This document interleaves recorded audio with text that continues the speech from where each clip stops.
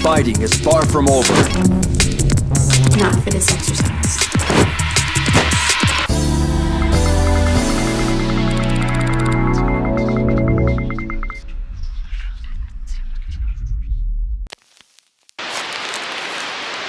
Welcome to Back of the Rack, a gaming video cast about games long neglected and not respected, games that everyone's heard of or hated, or no one's heard of and loved. We play the games in between the essentials and the unwanted, but mostly, we play what we want on this podcast.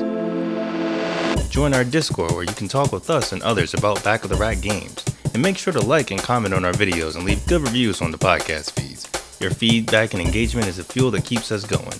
We hope everyone watching and listening is doing great, and we thank you for joining us today on another episode.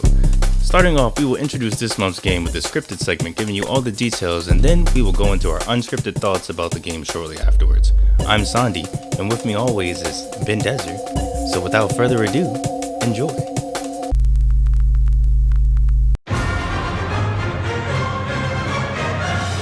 Long ago in the year 2000, while finishing work on Devil May Cry 2, Hideaki Itsuno conceptualized an action RPG inspired by both Western and Japanese role-playing games. Internally named Bulletin Board System RPG, or BBS for short, Itsuno thought of a role-playing games where players could create and rent out pawns to other players to help them in their own parallel journeys. Itsuno realized that technology was still limited at the turn of the millennia, leading him to scrapping the idea. However, years later, in 2008, Capcom executives gathered their top talent, requesting a new IP that would sell millions of copies, not unlike many of Capcom's legendary franchises. Itsuno brought up his scrapped idea, but now as an open-world action RPG that would use the new networking capabilities of the PS3 and Xbox 360 to make the pawn system a reality.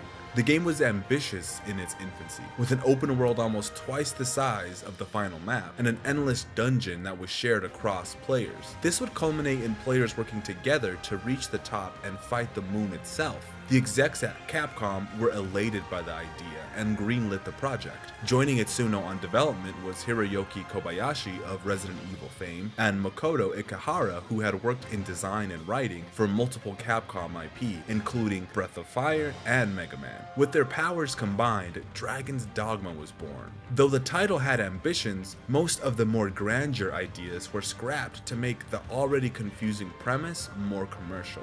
Bound to the dragon. In Dragon's Dogma, you play as a humble villager whose village is attacked by a mythical dragon. In the midst of the chaos, you take up arms against the insurmountable foe, but your attacks are futile. Impressed with your valor and will to fight, the dragon consumes your heart. Yet somehow, you still live. You awaken and are dubbed the Arisen, with the ability to control pawns. These beings look identical to humans and come from other dimensions.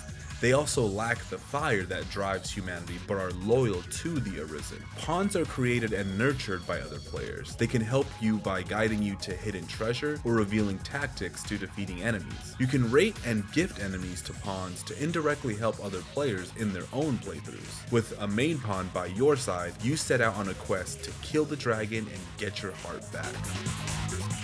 Combat is the star of the show in Dragon's Dogma. Devil May Cry's stylized action routes are prominent in every attack. You have several choices of playstyle between 3 starting classes: Fighter, your classic sword and shield wielder; Strider, the rogue that makes use of daggers and bows; and Mage, who, well, they use magic. Synergy is needed to succeed in the harsh wilderness, with combo skills like shield drum to call aggro via the fighter, or mages imbuing weapons and elements like fire. These skills all link together with one of Dragon's Dogma's more unique features: grappling. The party can grab enemies to hold them in place for other members to attack. For larger foes, you can climb them to attack specific weak spots, such as clambering up to a Cyclops' eye and stabbing it to neutralize its vision. The more underappreciated aspect of Dragon's Dogma is the open world. Being the first open world game ever created by Capcom, along with online functionality,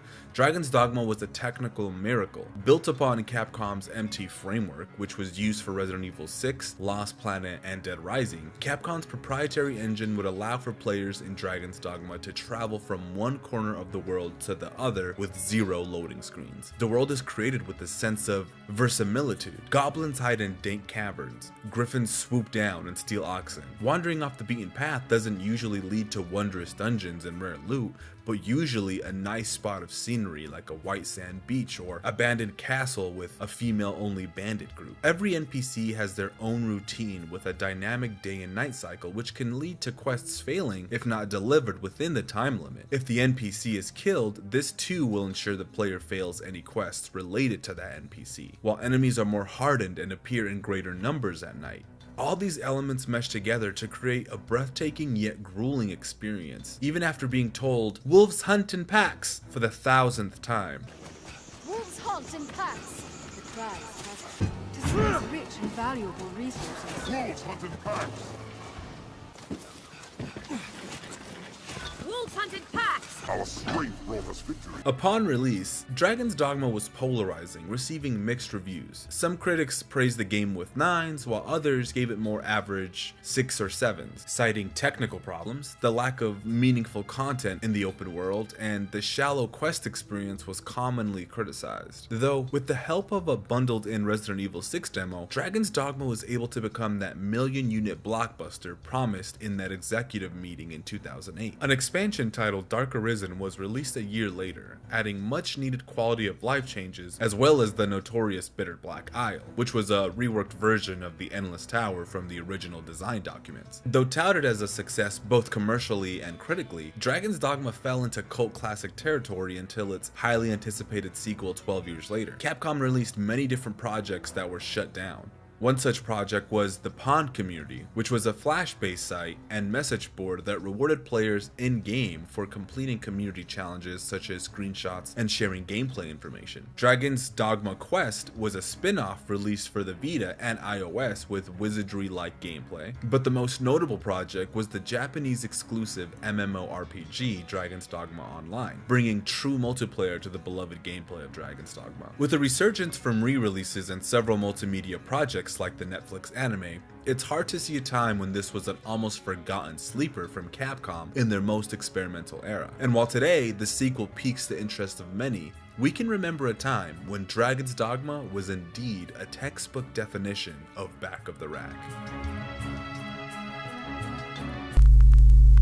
Alright, so here we are, we're talking about Dragon's Dogma 1. We're talking about the first one. The original Dragon's Dogma. Yeah, let's talk about it. When's the first time you heard of Dragon's Dogma? Or what was your first exposure to it back in the day? First exposure to Dragon's Dogma was the demo. Way back on Xbox Live. I downloaded the demo because I knew I was going to buy it because it had a Resident Evil 6 demo attached to it.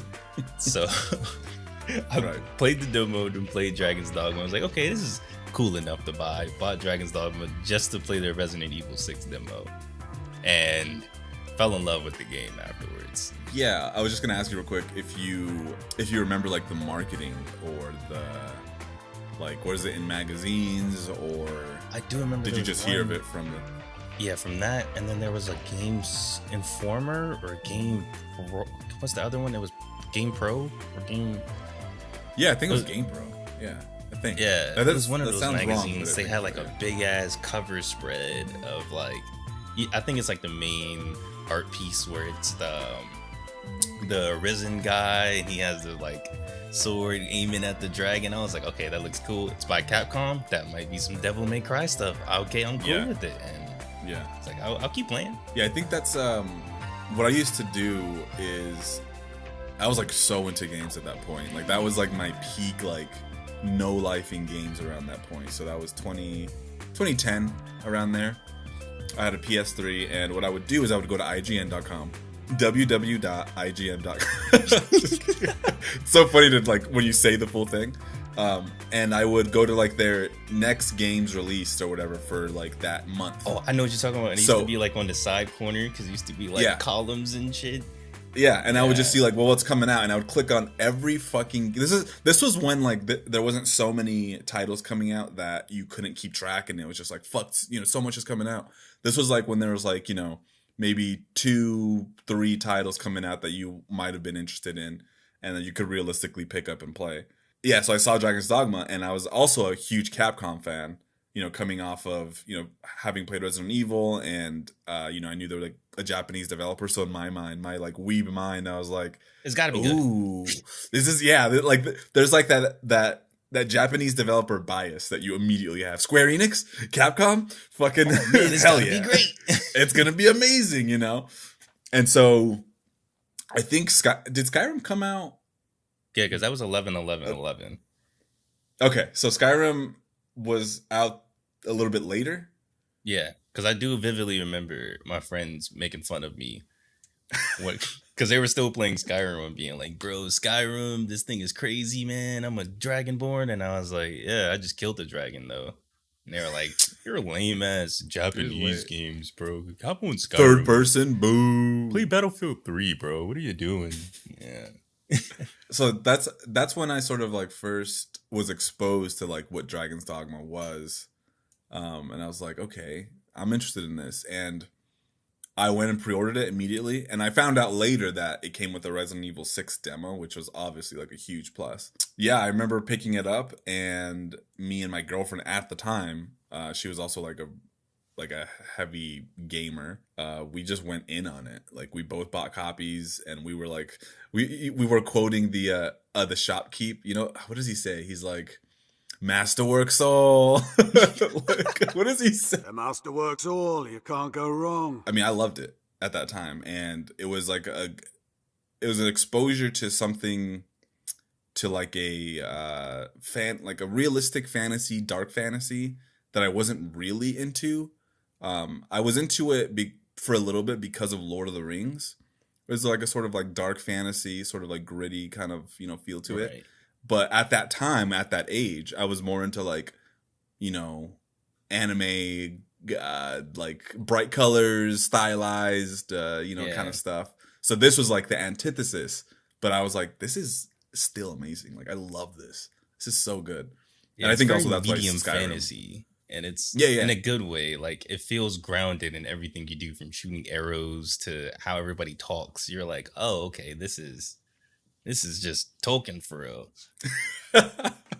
Yeah, it's so funny. I was telling, and we'll get into this with the presentation, but I was telling Elise, my girlfriend, that basically it's crazy that we can still understand that dialect, because they're saying shit that I'm like, wait, what does that mean? How?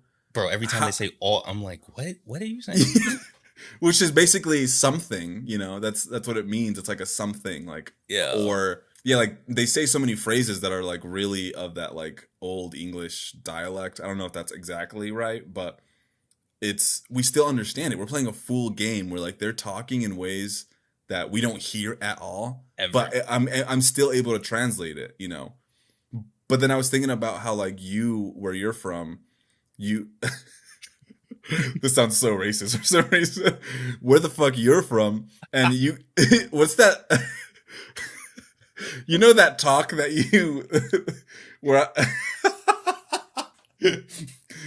where it's like you're saying shit, and I'm like, what? I don't know what that means. I know Like, what you're talking about. I have you've certain done it, moments. I have to catch myself on the podcast sometimes too, where I'd be like, yeah, Ja, like, for real, it'd be like that, though, what I'm saying?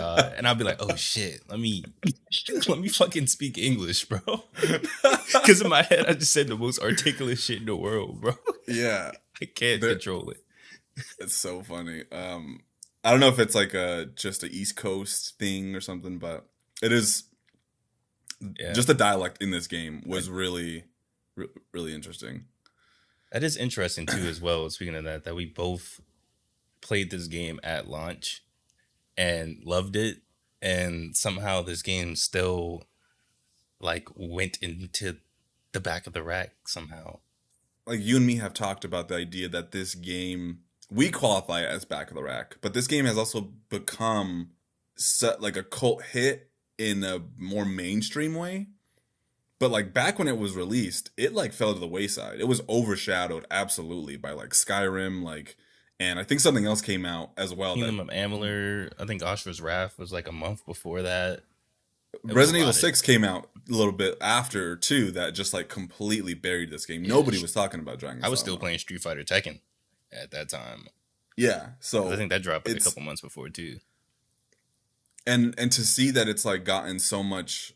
Well, I mean, they obviously re-released it with Dark Arisen, so they knew that they've gotten a lot of cumulative sales as opposed to upfront sales, you know, like a day one, like Blockbuster. It was more like, well, we sold softly on launch, but over time they've sold a lot more copies, which had them like, okay, well, let's do the Dark Arisen remaster, whatever, you know.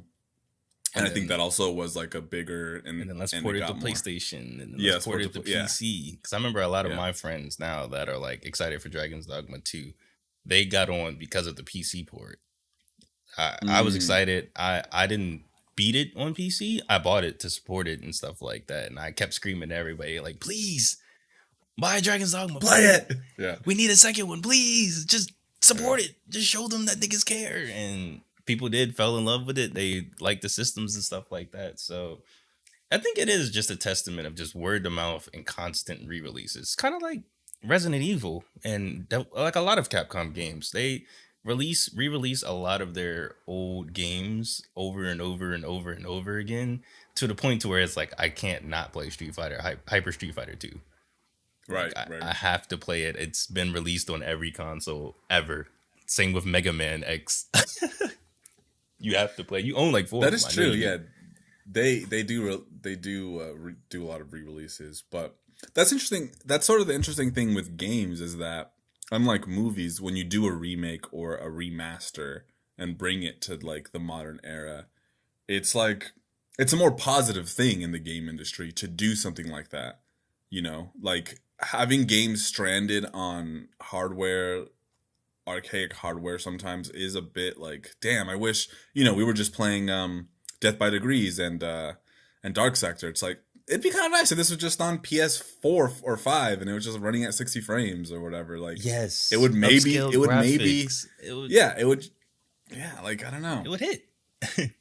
And there is something to be said about, you know, with film where it's like George Lucas redoes over he like over redoes his like the originals and adds CG, you know, and people hate those because he's like tampering with like the original like creation and like the you know the sanctity of such an amazing sci-fi film, right?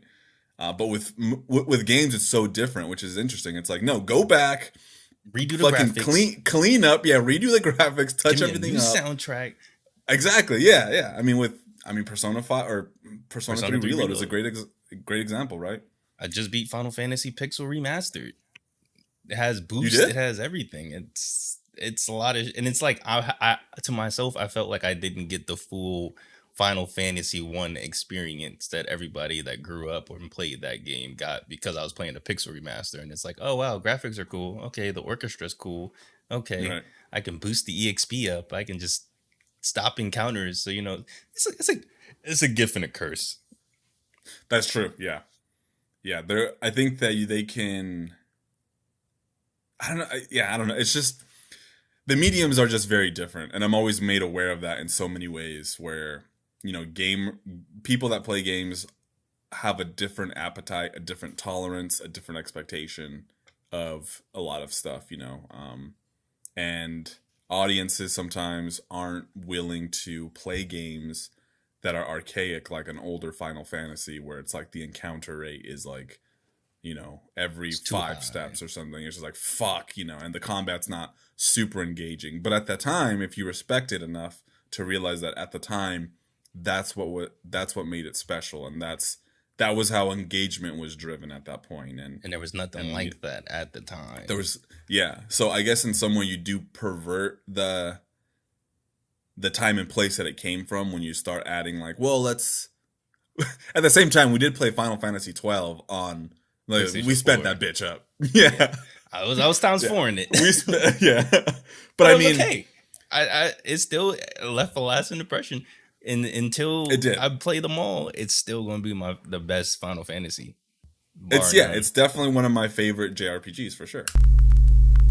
Let's get into the presentation of this beautiful game that we both played on PlayStation 4s with updated graphics and yeah, full disclosure, we played the remaster of this. And I think that's okay to do that. I mean, I don't think there's a I feel like there hasn't been enough changes per se with the system to make it like, oh, this is a completely different game. right. Yeah, it's the same base game. They polish some things up. I think it's in 4K as well. Runs at 30 frames. It has less bugs, steadier frame rate. Which certain I mean, quality of life changes, like Yeah. the Fairy Stones, $2,000. yes, certain things I think make the game a more polished experience, which I think is okay. I think sometimes we're not very technical in terms of like our deep dives here, our retrospectives. We're never talking too much about like, oh well, this game is I don't know what I'm trying to say here. I'm trying to I know basically what say you mean, that where it's like we're not going into like it has dips. We're not Digital Foundrying it. exactly. Yeah. We're not super. Yeah, so we don't really care. Like, we'll play the best version of the game because I'm sure that the creators are probably saying like, yeah, play Dark Arisen, not fucking. You don't play the original. Just servers play the aren't one even that up, we bro. remastered, cleaned up, and it's like running smooth. Play that one. You know? Right. So I don't think it's a transgression to play the. That's why someone in our Discord, I think it was set Frames. the tone because Blade Storm, the very Yeah. first game we did play on Right, PlayStation exactly. 4 instead of PlayStation 3. So Yeah. I think it was Frames in our Discord, one of our friends, he bought a copy of Dragon's Dogma for the PS3, if I remember. And I was like, what are you doing with that? Like, Not why like do you the have new a one. copy? It's like, why do you have a copy of that? Like, are you going to play that? He was like, I think he said that he was. And I was like, that's crazy. Cause like, nah, Like, I'm going why to would- PlayStation 4, bro? yeah, like, why would you, unless you have to, which we play a lot of games that are stuck on PS2, PS1, whatever. But if I had a choice, I would play the version that is just more polished and more steady. I don't know. So I was just like, why do you have it? Why are you going to play that? You're making it hard for yourself. Yeah, I kind of get it though a little bit. Yeah, for certain games, I can get it. Like, I don't like playing like I own the Devil May Cry HD collection, but I don't like playing it. I'd rather play the original PlayStation 2 versions. I don't know. For me, it just feels better on a PlayStation 2. It looks better on a PlayStation 2 CRT.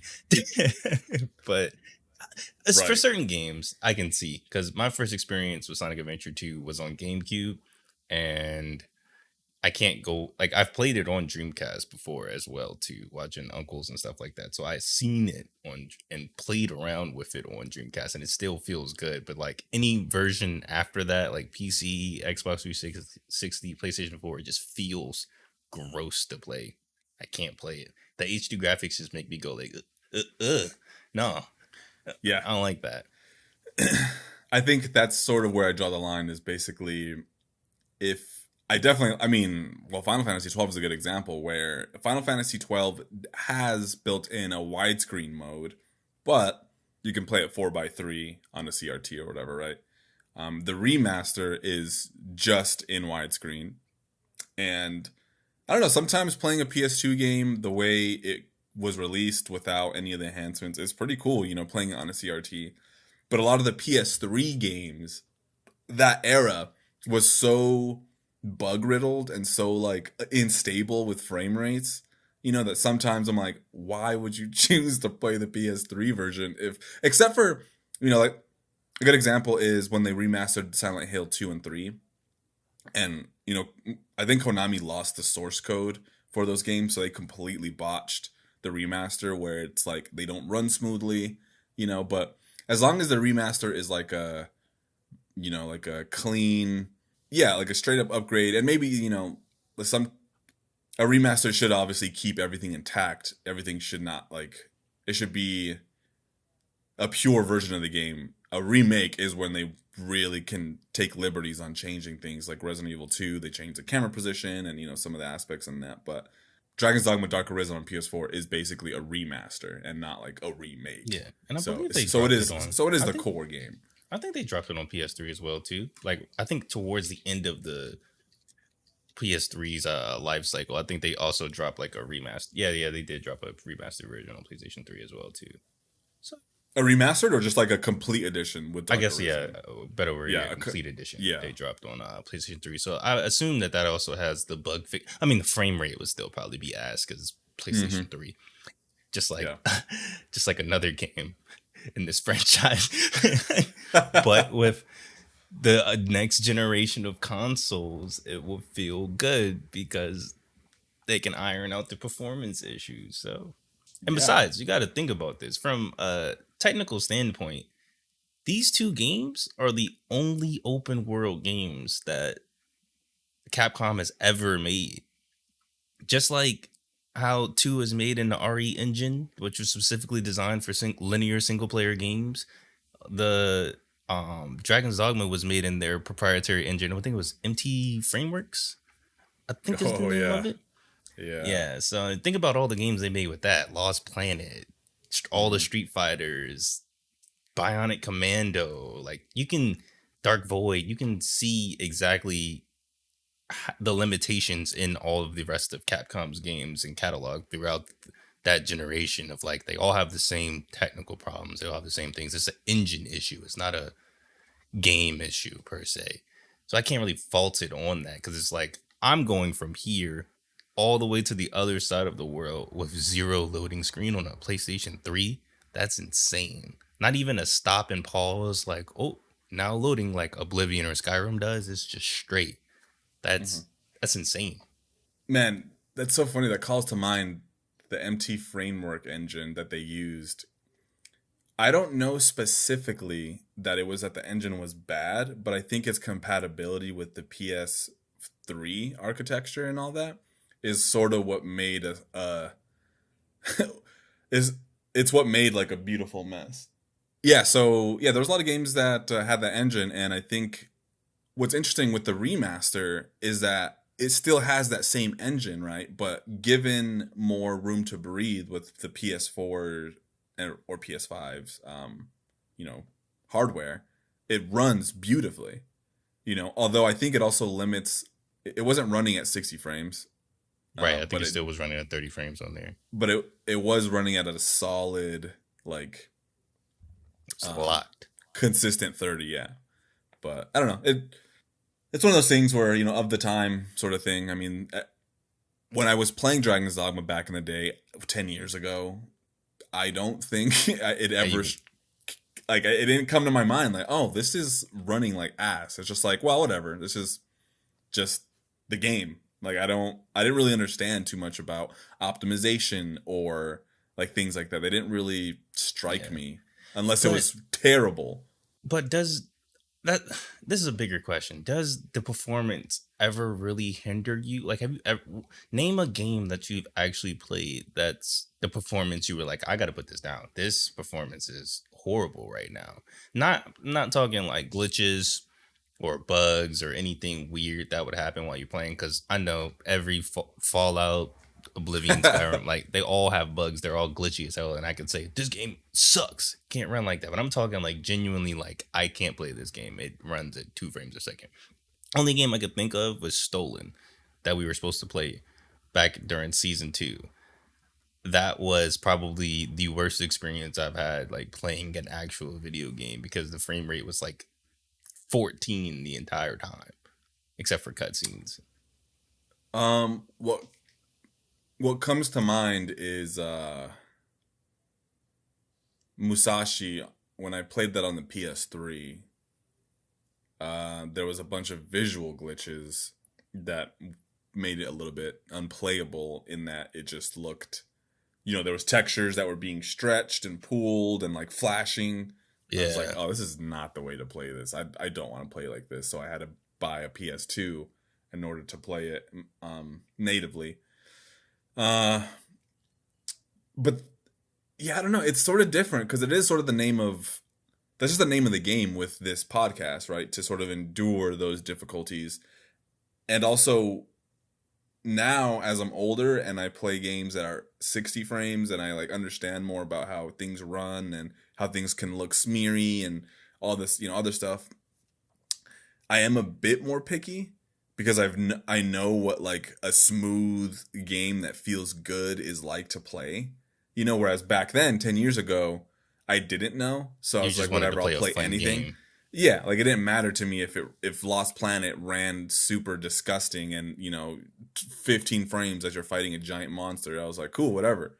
That's just the game. Maybe it was optimized poorly, but I didn't really care. I never judged it on that basis of like how it ran.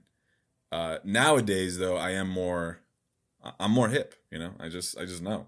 So it's you just can feel it when you play PlayStation 3 games. Yeah. You feel that as soon as you enter a room, you're like, ooh, it's chugging right now. You can hear the console like screaming, like you're like, okay, you're really going through it right now. But yeah.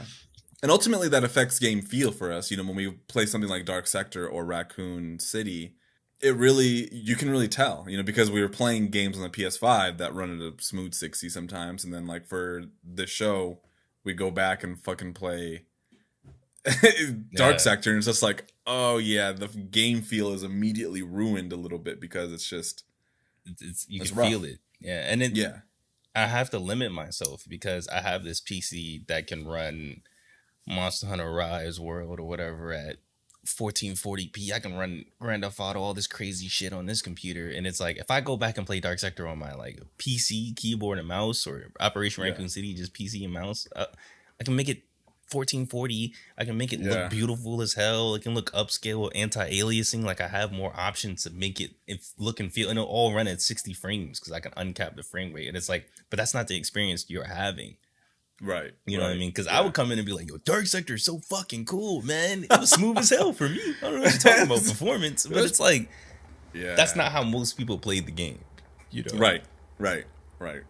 It's a back of the rack because you went to GameStop and you saw it was at the bargain bin for PlayStation 3 games, not in the bargain bin for big box games. It's because who the fuck was going to GameStop to buy PC games, Yeah, where were people buying PC games at? I feel like I used to see them at GameStop. There was like a little section. Like I remember when I was working there, they finally got rid of them. I forgot what game came out. I think it was Diablo. I don't know. Something came out. And I remember that was like the last big box. A lot. Yeah.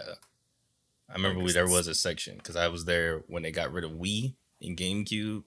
That was like the last ones they got rid of. And then they were starting to like slowly like condense 360. And then they were like, yeah, just get rid of all the big boxes. Get rid of all the Vitas. We're going to put the Switch right here. Yeah. I feel like PC is one of those things that definitely just moved to digital sales because the big boxes just didn't make sense. Yeah. Because people just do Steam now, right? For PC gaming. Like no one's out buying fucking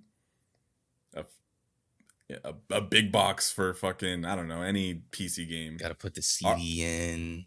Yeah, I got to get the CD-ROM, the DVD-ROM. Yeah. Yeah. But anyways, yeah, so presentation-wise, this game is really fascinating, and I guess we'll stick to talking about it in terms of the PS4 Dark Arisen Remastered, just because obviously there was more glitches and bugs in the original. But I think this world, the presentation, this being Capcom's first open world, is fantastic. The visual design is very grounded. It feels like a real place. It feels like somewhere you would go. It feels natural. It feels meticulously crafted.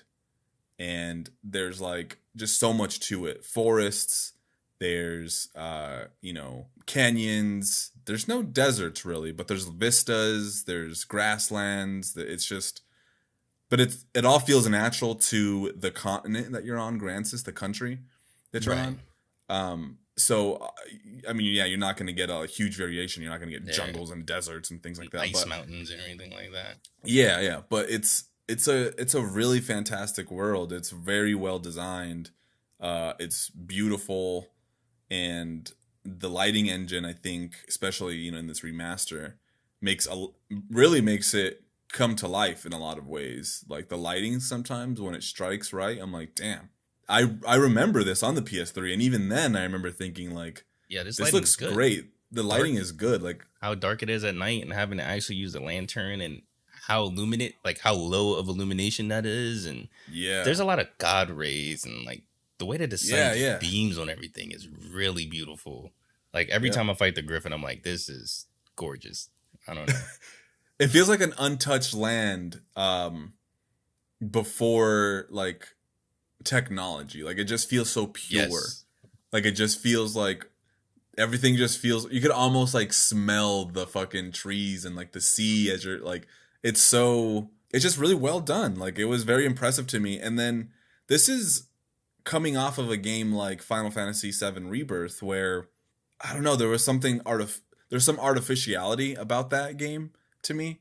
I don't know if it's like the UI or just like the mission structure, but playing this, it just feels so organic. Like you're just exploring the world. You're hearing the boots step on the dirt, you know, you're hearing the sand, the trees are all swaying. There's like a realistic connection that you have with everything that I feel like just ties it together. I was like, wow, this feels really good, Capcom. What the fuck? Yeah, especially because the quest, like especially with the UI,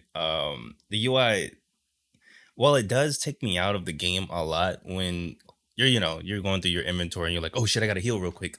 Pause in the middle of flying in the air, heal up, hop back in on some Death by Degree shit. But it is because the quests don't show like here's a giant arrow pointing at the guy. Here's the guy. Talk to him. It's like here, just go there, and you got to talk to people. You got to figure this shit out. You got to find the objective on your own. I like that because it makes me like I was a lot of times I felt like I was opening the map like I was pulling it out of my backpack to survey the land and be like, okay, it must be around this area. If I go down and then move up this hill, but I know that path always has a goblin or a chimera, so let me go around this way and I'll go at night so that this spawns. It's very interesting, especially once you have to deal with the way that monsters interact with you and the environment. It's uncanny to think about that even today, that's never been done other than this game in Shadow of the Colossus, just being able to climb monsters. It makes them feel tangible. It makes them feel less like a beat stick. And a lot of times they do feel like a beat stick, but it's like, okay, I'm really slicing at this monster. I'm seeing his legs get cuts and bruises. Everything just feels lived in that way. And it just adds that much soul. I love it. It does. It adds a grittiness, a tangibility to it. I think what's actually interesting that we don't think about often, and I think it's just sort of a limit of video games, is that think about all the things that you can do as a human being, as a person, when you're interacting with anything. Let's say that you're about to get in a fight, obviously, extreme example, but there's so many things that you can do in that fight, right? In a game, what they have to do is take that fight that you would have in real life and limit the scope of possibility. And what they usually do is just have you punch and kick and do a special attack and all, you know. But I think that extra layer of being able to throw a rock, being able to jump on top of, being able to interact with them in that way just brings that sort of interaction with you and your enemy in game up a level that's closer to what we can experience in real life and how we interact with the world around us. And I feel like that really just gives Dragon's Dogma's overall feel just that extra layer of like, I feel like I'm there almost because I can do that one extra layer of like, oh, that's a giant creature. I should be able to. I mean, how many games have you played at that point where there's a giant creature and you just can't do anything but slash at its feet? You're right. You know, I can climb on the back of this chimera and slice its tail off. And you go up in the air with it, you know, and it's just like there's nothing stopping you, you know. Yeah, it's just like it will drop you. It will throw you off. It will drop you on the ground. It's so cool. And then also just the fact that the attacks have like weight to them. when you run up and you slice something, it has like the hit stun and the way that the effects gravitate on the screen with motion blur and everything. It just makes every attack feel good. Like every time I used the full moon slash as a fighter, I Yeah. felt like I was like, oh, I am slicing everything. That is a full. Yeah. Or when I block and do the deflect, and it stops the screen. Let's go like, hey, you just blocked. And like zooms in. I think the combat here is extremely special, especially because at that time, I sort of want to make a comparison. So Demon Souls came out around that time, I want to say. And I didn't think about this at the time. Dark but Souls is coming out around this time as well, too, because this was all 9th grade. Yeah. Did Demon Souls, the original, come out 2009? I think it came out earlier. Yeah, because that was the end of 9th grade going into 10th grade. Yeah. Because I remember that. Because I remember it came out the same day as 2K. And I bought 2K. I remember that. That's I do awesome. remember that. So I know it was 9th grade. So it was around that time. So yeah, Dark Dragon's Dogma, I know was 9th grade. So Demon Souls, the beginning of a new genre, like a blueprint, laying out a new genre. I always describe Demon Souls as basically Mario in 3D because it's so, enemies are respawning. You kind of have to memorize where they're going to come and all this. And I mean, maybe not Mario, but like it's a Metroidvania, really, like in some sense, or at least takes heavy inspiration from that game philosophy. So anyways, these two games are very similar, but Dragon's Dogma is sort of like asking, okay, let's do the combat, or let's do the world of Demon Souls somewhat, and let's make the combat more, I don't want to say like mainstream. Responsive? Yeah, more responsive, less heavy, less methodical. less Because punishing. less punishing. In Demon Souls, when you strike, it's like you're committing to that strike. And Yeah, this is very Devil May Cry-esque. And I remember a lot of the marketing, that's how people was always describing it. Like, bro, it's like Devil May Cry, but it's like Yeah. Skyrim, but then you can climb the monsters like Shadow of the Colossus. And it's like, I guess it is an amalgamation of all three of those. But yeah, it's fast. It's twitchy in a good way. It's not too fast like Devil May Cry, where you're blooping around like a Super Saiyan everywhere. Rest in peace. But it's more like... It's not like a Dynasty Warriors, right? Right. Like, it doesn't feel like weightless. You don't feel overpowered. Your character feels like they have real meat to them, and that there's gravity sort of holding them, like they're fighting against gravity to do their moves. So like it feels good, but those animations just look. I mean, all of them look great. It's something that I feel like Skyrim is just never captivated me on, was the fact that you couldn't really see yourself. Like, I've always liked seeing myself in a game. Not me, like, who I am, but my character. Right? Yeah, I like and when seeing... you do use a third-person camera, the animations just look so like, It is a video game. It feels like, oof, yeah, it's rough. Like, that game works best in first person when you can't see how shitty the animations are. Yeah, definitely. I remember playing it and toying around with like third person and first person. And I was just like, there's something about the combat that just doesn't feel right about that game, right? And that's because those developers just don't have the chops for combat. I don't think that's their focus either. That's not like where they're really trying. I don't know. Like, Maybe, combat's not a pillar of Skyrim. I wouldn't say. Like, combat feels like a pillar of Dragon's Dogma. Like, when they were at the drawing board, it was like, okay, what if... Actually, no, I think there was an interview where Itsuno, like, he talked about how Western games, like, they all feel fucking gross. And he's like, what if we're action game masters? Let's just make it a Western game. Let's make a Western-ass game, but with, like, actually good combat that feels good. And they've succeeded like crazy. Yeah, and from the very first time when you start the game up, you do have the premise of, I have to defeat this dragon by the end of this game. So the combat has to feel good, especially with the scale of the dragon. Grigori he's he lives up to the hype. When you try to market this game to people and you're just like, yeah, you're a guy and a dragon steals your heart. You got to kill the dragon to get your heart back. And it's like at the end, you actually fight the dragon and you actually have to climb. It's the exact same dragon you fight in the beginning. You got to climb it. You got to attack its weak points. But now you're a master. Now you're seasoned. You can actually achieve it. It's something that'll never be. That's what, once again, back to Shadow of the Colossus. These two games are the only games I believe ever that will achieve that sense of scale and awe that you're this little tiny speck actually thwarting this giant insurmountable foe. Yeah, absolutely. I think that's true, and I think the size differential is a huge part of what makes this game just even. I mean, just up there with the greats, I would say. Well, let's talk about the monster design since we're talking about the creatures that you're facing. It's, you got goblins, which are usually a little bit shorter than you, so they're small. You can carry them, throw them, fucking, you Hold you their fuck them arms up. back. Yeah, So your teammates there's can wolves. slice them.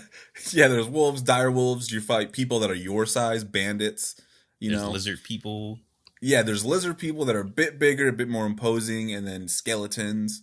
There's which I mean, all these are sort of like medieval fantasy enemy traditional tropes. D&D. Yeah, traditional. Yeah, nothing new there, which is perfectly fine. There's no intention of doing anything brand new, and that's okay. They're I think what they got here is good. And then you have griffins, which are obviously a lot bigger and more imposing. And you have Harpies. the chimeras, the harpies, So you have all these different sizes and enemies and interacting with them in different ways. You can grab onto a harpy as it flies and it'll pull you up. You can get onto the back of a Saurian or Saurian? Yeah, Is that how you say it? Yeah, Saurians, yeah. There's tail off. golems. Yeah, the golems, there's, which I only ever fought one of.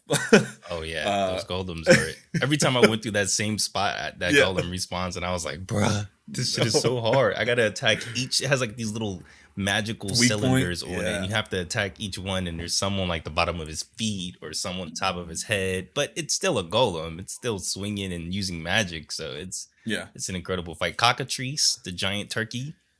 Yeah, which is basically just a chimera as well. Yeah. Then they got and the a Cyclops. griffin. That's the biggest one that you'll always The fight. Cyclops. Yep, the Cyclops is, and then the armored Cyclops, and then there's the trolls. The trolls, the ogres. Yeah, fuck Yeah. those guys. And the beholder, the giant tentacle eyeball. Oh man. bunch of monsters all look like they were ripped straight out of a storybook, like a fantasy storybook. Straight Which out is the really, monster manual. really cool to see. Yeah, like they feel classic. There's a nice classic feeling to it. It's not like it's not reinventing the wheel or anything. It's just like, here's these classic monsters that you're gonna fight. This is a classic tale, in some sense, like a classic fantasy tale. And that was cool that they had that restraint, because they could have really Japanesefied. Yeah, you could Japanesefied it. They could have really went like, let's Here's some fucking, yokai. Here's a oni you gotta fight. Yeah, Oh, they could look, have there's done. a giant dog or some crazy shit. There was a respect to Western monster, like classic literature monster design. Like there was a respect there. But anyways, as you're interacting with all these monsters, they're just different sizes, and it's so cool to be able to scale a golem, but then also fucking throw a goblin. And it just adds to the overall just experience as you're engaging with all these monsters. Real quick question: did you have a favorite enemy type to fight? I actually really like the chimera, but I also really like the worms. I'm gonna save you real quick here. It's chimera. Chimera, tomato. Just in case someone in the comments. No. No. But yeah, the worms were pretty fun to fight. Every time I saw one, like the very first one I I saw that. I love that the game and even the pawns tell you like you cannot defeat this, bro. Run away. You need to leave now. And then by the time that you can actually defeat one, you're like, oh, okay, I get the gist now. This is practice. Now it's time to go fight Grigori. But I like that one because they use magic. They seal your pawns away. They just grab them and go like, you need to leave. And they're talking shit because you can understand dragon speak. So they're talking shit to you like, you're not a real Arisen. Get out of here. Like that's cool as hell, man. Every time it's fun to fight a dragon. Who is Grigori? Is that the main dragon? Yeah, that's the main dragon. Oh, I didn't know. Oh, did they say his name in game and I missed it? Yeah. They say it a couple times. They say it a couple times. It's mostly like afterwards. I think towards like the end, and then like afterwards when you're doing the post game stuff. Yeah, the world just has a very storybook, like sort of like Aesop's Fables or like a Beowulf feel to it, which we don't get too much of nowadays, which is okay. You know, obviously, I think you get more stylized stuff. You know, we just had the recent Grand Blue Fantasy. You know, we had Elden Ring. Everything's a bit more stylized, more interesting. But it's kind of cool to go back and just have like the classic creatures that inspired so much of these, you know, fables and stuff. It would actually be cool if there was more lore around like the harpy. You know, the harpy is such an interesting like enemy, just as it's flying, trying to put you asleep, not unlike the siren, you know, from like the seas. Or if there was like more to like each class, like there was a goblin king and he was like a fat ass, and right? Got carried by other goblins, or if there was like a harpy queen, like a giant harpy that would attack you with a bunch of harpies around you or something. The more recent time I've seen a harpy in modern games is in Final Fantasy 16, right? You fight. I don't know if she's classified as a harpy specifically, but she's like very inspired by what a harpy is. I think what adds to the presentation is when you fight some of these creatures during the day, it's one thing, right? But when you fight like a troll at night, bro, it is there's something terrifying. Creepy. Like there's something just unsettling about going into a cavern and your lantern is the only source of light and you just see these eyes in the dark coming at you. You know, and you can fight some of the ogres in the daytime, like in the middle of the forest or something, and it's like you feel more comfortable, it'll like just naturally. But when you're in a fucking like cavern, in the dark, like, whoa, hold on. even ogres like feel scary and menacing. Like we've played video games for so many years now. I think it's so hard to make you afraid genuinely for something that's not intentionally trying to be horror, like, you know, like a Resident Evil 2 or whatever. This is horror in the natural sense, like a more organic, like, oh, we're not trying to scare you. It just happens to be night. And this creature is also huge and terrifying. And you're probably weren't planning on fighting it. And it just ran into items. You're weak. Yeah, exactly. So, you know, good fucking luck, you know, as you watch all your pawns die and your fucking escort guy also dies. Yeah. So I don't know. I just really like the whole, I guess the classic literature storybook vibe to it. Like I think it captures that really good, even with the menus, right, where it's like parchment paper, right? Know? And the credits is a book as well too, where it pops up and it shows your like character. like a storybook, yeah. You're cooking right now. Hold on. It is very fairy tale-esque. Yeah, you're right. I was just always like, hey, it's cool. Capcom made a Western game, but that's very there's a huge respect that they pay to sort of just Western fables, you know, and stuff like that. And it's really, really cool. It's almost as if you could take any 1 hour that you played in this and make your own little like story about it. Like you could read to your child like, oh yeah, it was 1819 and you know, me and my other pawn, like it just feels like a, you know, very classic adventure story. What did you think of, I guess, speaking of items, what did you think of all of the items in terms of like their appearance, like costumes, equipment and stuff like that? Yeah, the costume. Yeah, I think the costumes were really I don't know why the word costumes is tripping It's me throwing up. you Oh, off, yeah. The armor, yeah, like all the armor, all the like loot that you could get, I thought was really cool. I thought it was better in that, like, when you have more of it, you have more flexibility. But in the beginning stages, you don't really, which makes sense, you know, you don't give everything to the player all at once in the beginning, but there's sort of a limited amount of pieces of clothing that you're working with. But I think that once you get like towards the middle of the game, you start to really be able to explore with different capes, different undergarments, different like shoulder pads, neat boots, all this. You can really start to create a look that you might like, even though if it gets really expensive. Well, actually, yeah, it does get really expensive.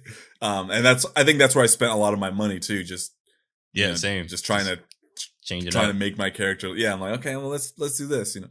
But no, I thought everything looked good. Anything that was metallic looked metallic. It had like a sheen to it in certain light. Obviously, the limitation of simulating like a cloth texture wasn't there, so everything does look a little bit flat. But I was very impressed that almost everything looked great on both men and women. Specifically, the leather armors for me look really good because there's, of course, obviously, like, you know, the dresses and all that stuff that they have littered about. But the leather armor for me, I felt like there was going to be some pieces where I'm like, oh, like, you know, the midriff ones where it's like this one only covers, right, it has a belly exposed or something like that. And I was thinking like, oh, this is going to look gross on a dude. But then it's like, oh, no, it looks like a thief. Yeah. It was really interesting because you could just tell that there was a lot of thought put into how things would look like on a woman and a man. And there wasn't any shortcuts. There's certain pieces that you can tell like, this is definitely for a man. This is definitely for a woman, you know. But there were, I don't know if you can tell me this, but it seemed like if you picked up a chest armor set, it's like the game in the code had two variations of it, depending on if you're a boy or a girl. So if you were a boy that picked it up, the same piece of armor, it fit differently, right? Like it didn't have it was almost a whole different armor set, but just like like a male version. Yeah, maybe, possibly, maybe. I think that was the case in my party, specifically like fighters and stuff like that. So maybe, yeah, because there was there's a leather armor you're talking piece about though. The one where it has like a metal piece on the breast, and then there's like a metal like shoulder pad to it, right? And it looks different on a man, like it's a different. I don't know, but or I don't know. I played as a girl, so it's kind of hard to. And my pawn was also a girl, so I had no frame of reference. Yeah, like, I feel like I saw other pawns wearing similar things. I was like, oh wait, is that the same piece of armor? But that's what it looks like on a guy. Like that's kind of cool, but I can't confirm. Yeah, but anyways, yeah. The armor, clothing, all that, fantastic. Some of my favorite, I would say, in RPG, because a lot of RPGs don't give you the flexibility of clothing, like and layer of clothing, and then armor on top of that. You know, yes. Especially for console games. You know, so you know you got the chest region, you got the head, the shoulders. Well, chest and arms are together, I think, and then you got your pants, and then you got your boots, and you could essentially mix and match all those. And there are a couple of armor sets that were just all one piece. I didn't use any of those, but if that's your thing, those weird like DLC ones where it was like you can dress up as this character, like you can, so yeah, it was really good. And you know, I will say here, as you're probably watching this after the release of Dragon's Dogma 2, I don't know if there was player feedback or time constraints, but they really reduced the amount of customization for your armor in Dragon's Dogma 2 compared to Dragon's Dogma 1, which I thought was a very fascinating choice because it felt like such a huge part of the role-playing experience, you know? And what's really weird is that there is an eye slot.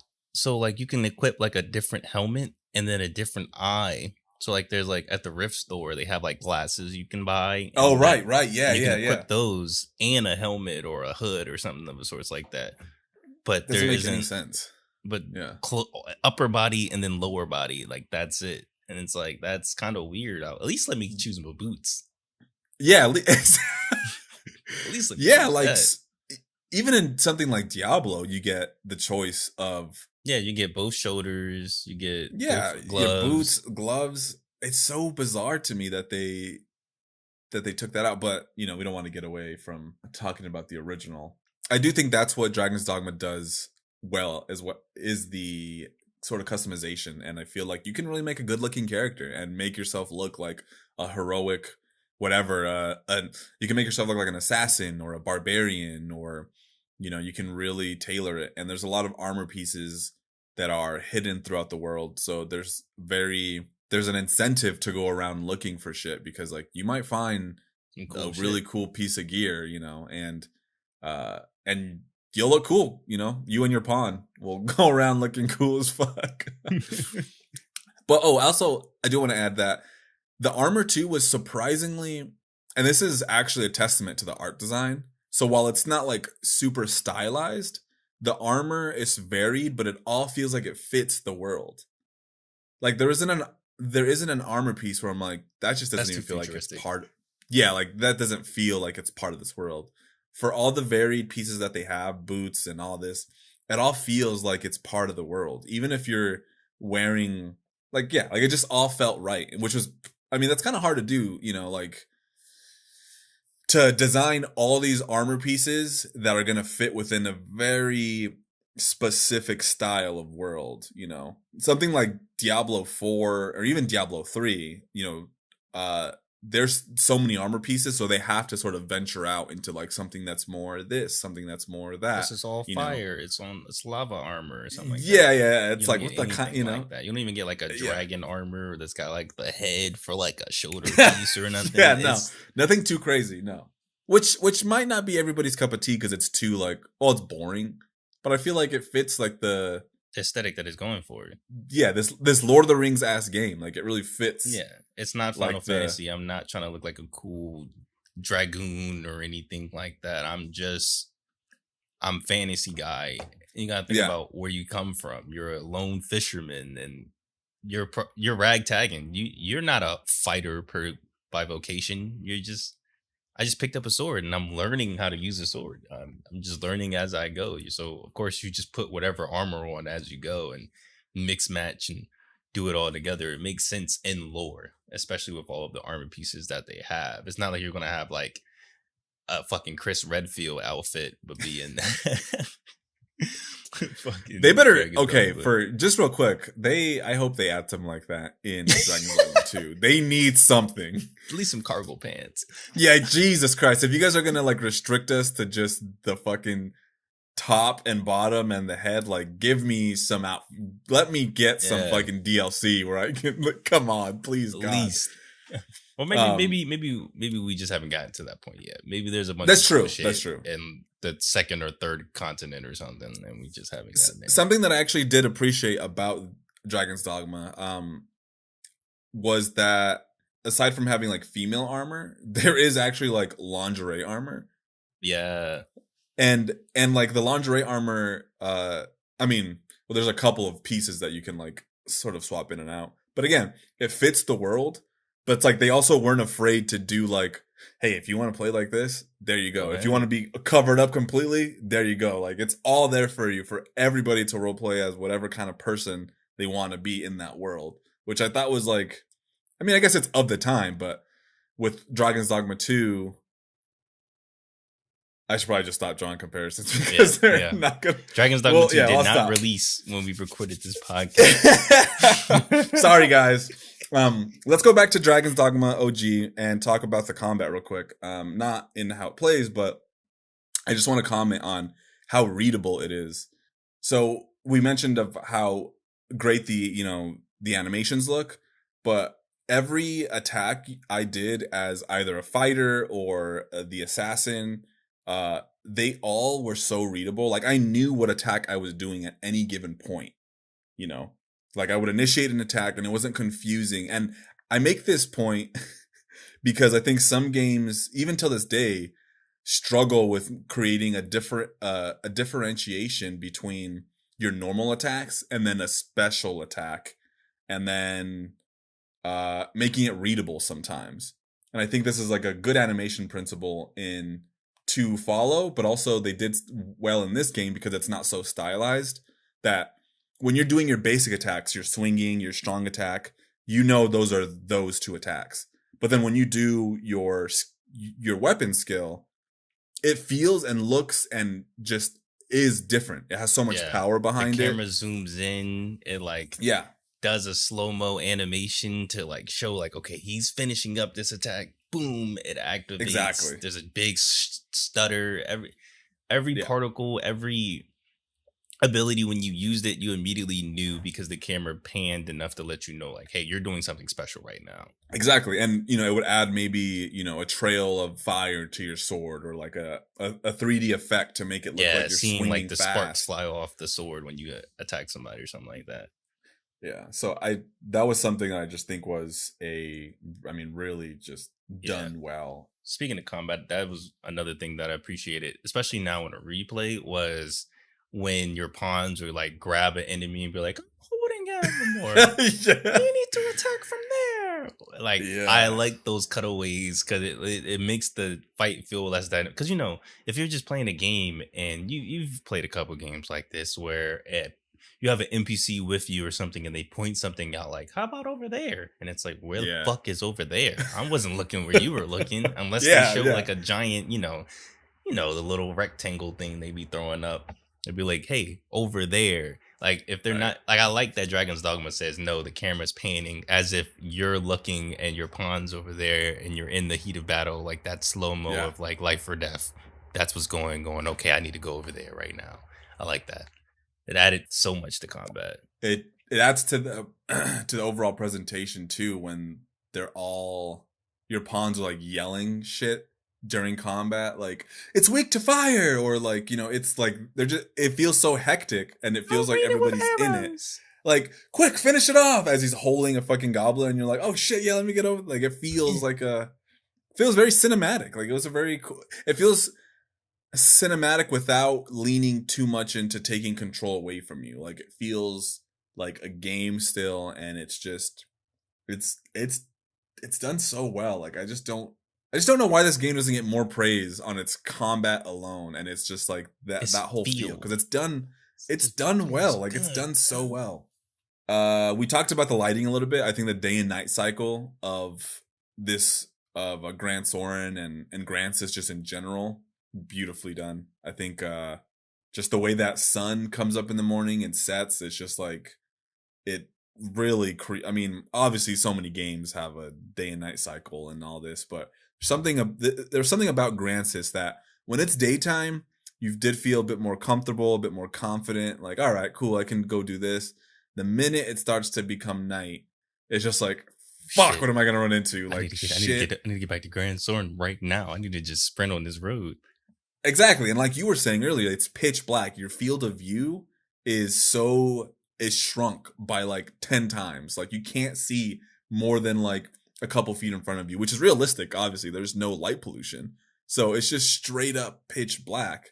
And the way like your light is hitting, I don't know if you noticed, but it's cool the way your light hits certain objects and it casts like shadows. Yeah. You're like, wait, what the fuck is that? You're like, holy, like, I don't know. It's just really, it's so well done, dude. I'm like, what the and I don't know if the lighting specifically is realistic, but it's stylized enough that it feels right.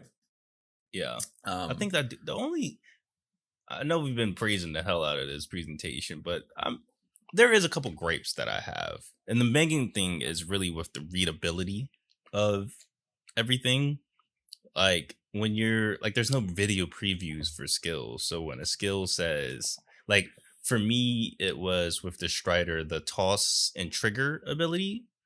I didn't know what the fuck that was. Because my pawn was a Strider and I put it on her and the toss and trigger is activating. And I'm like, I don't even know what ability that was. Like, I never saw it until I switched to the Strider, and was like, oh, that's what that ability is.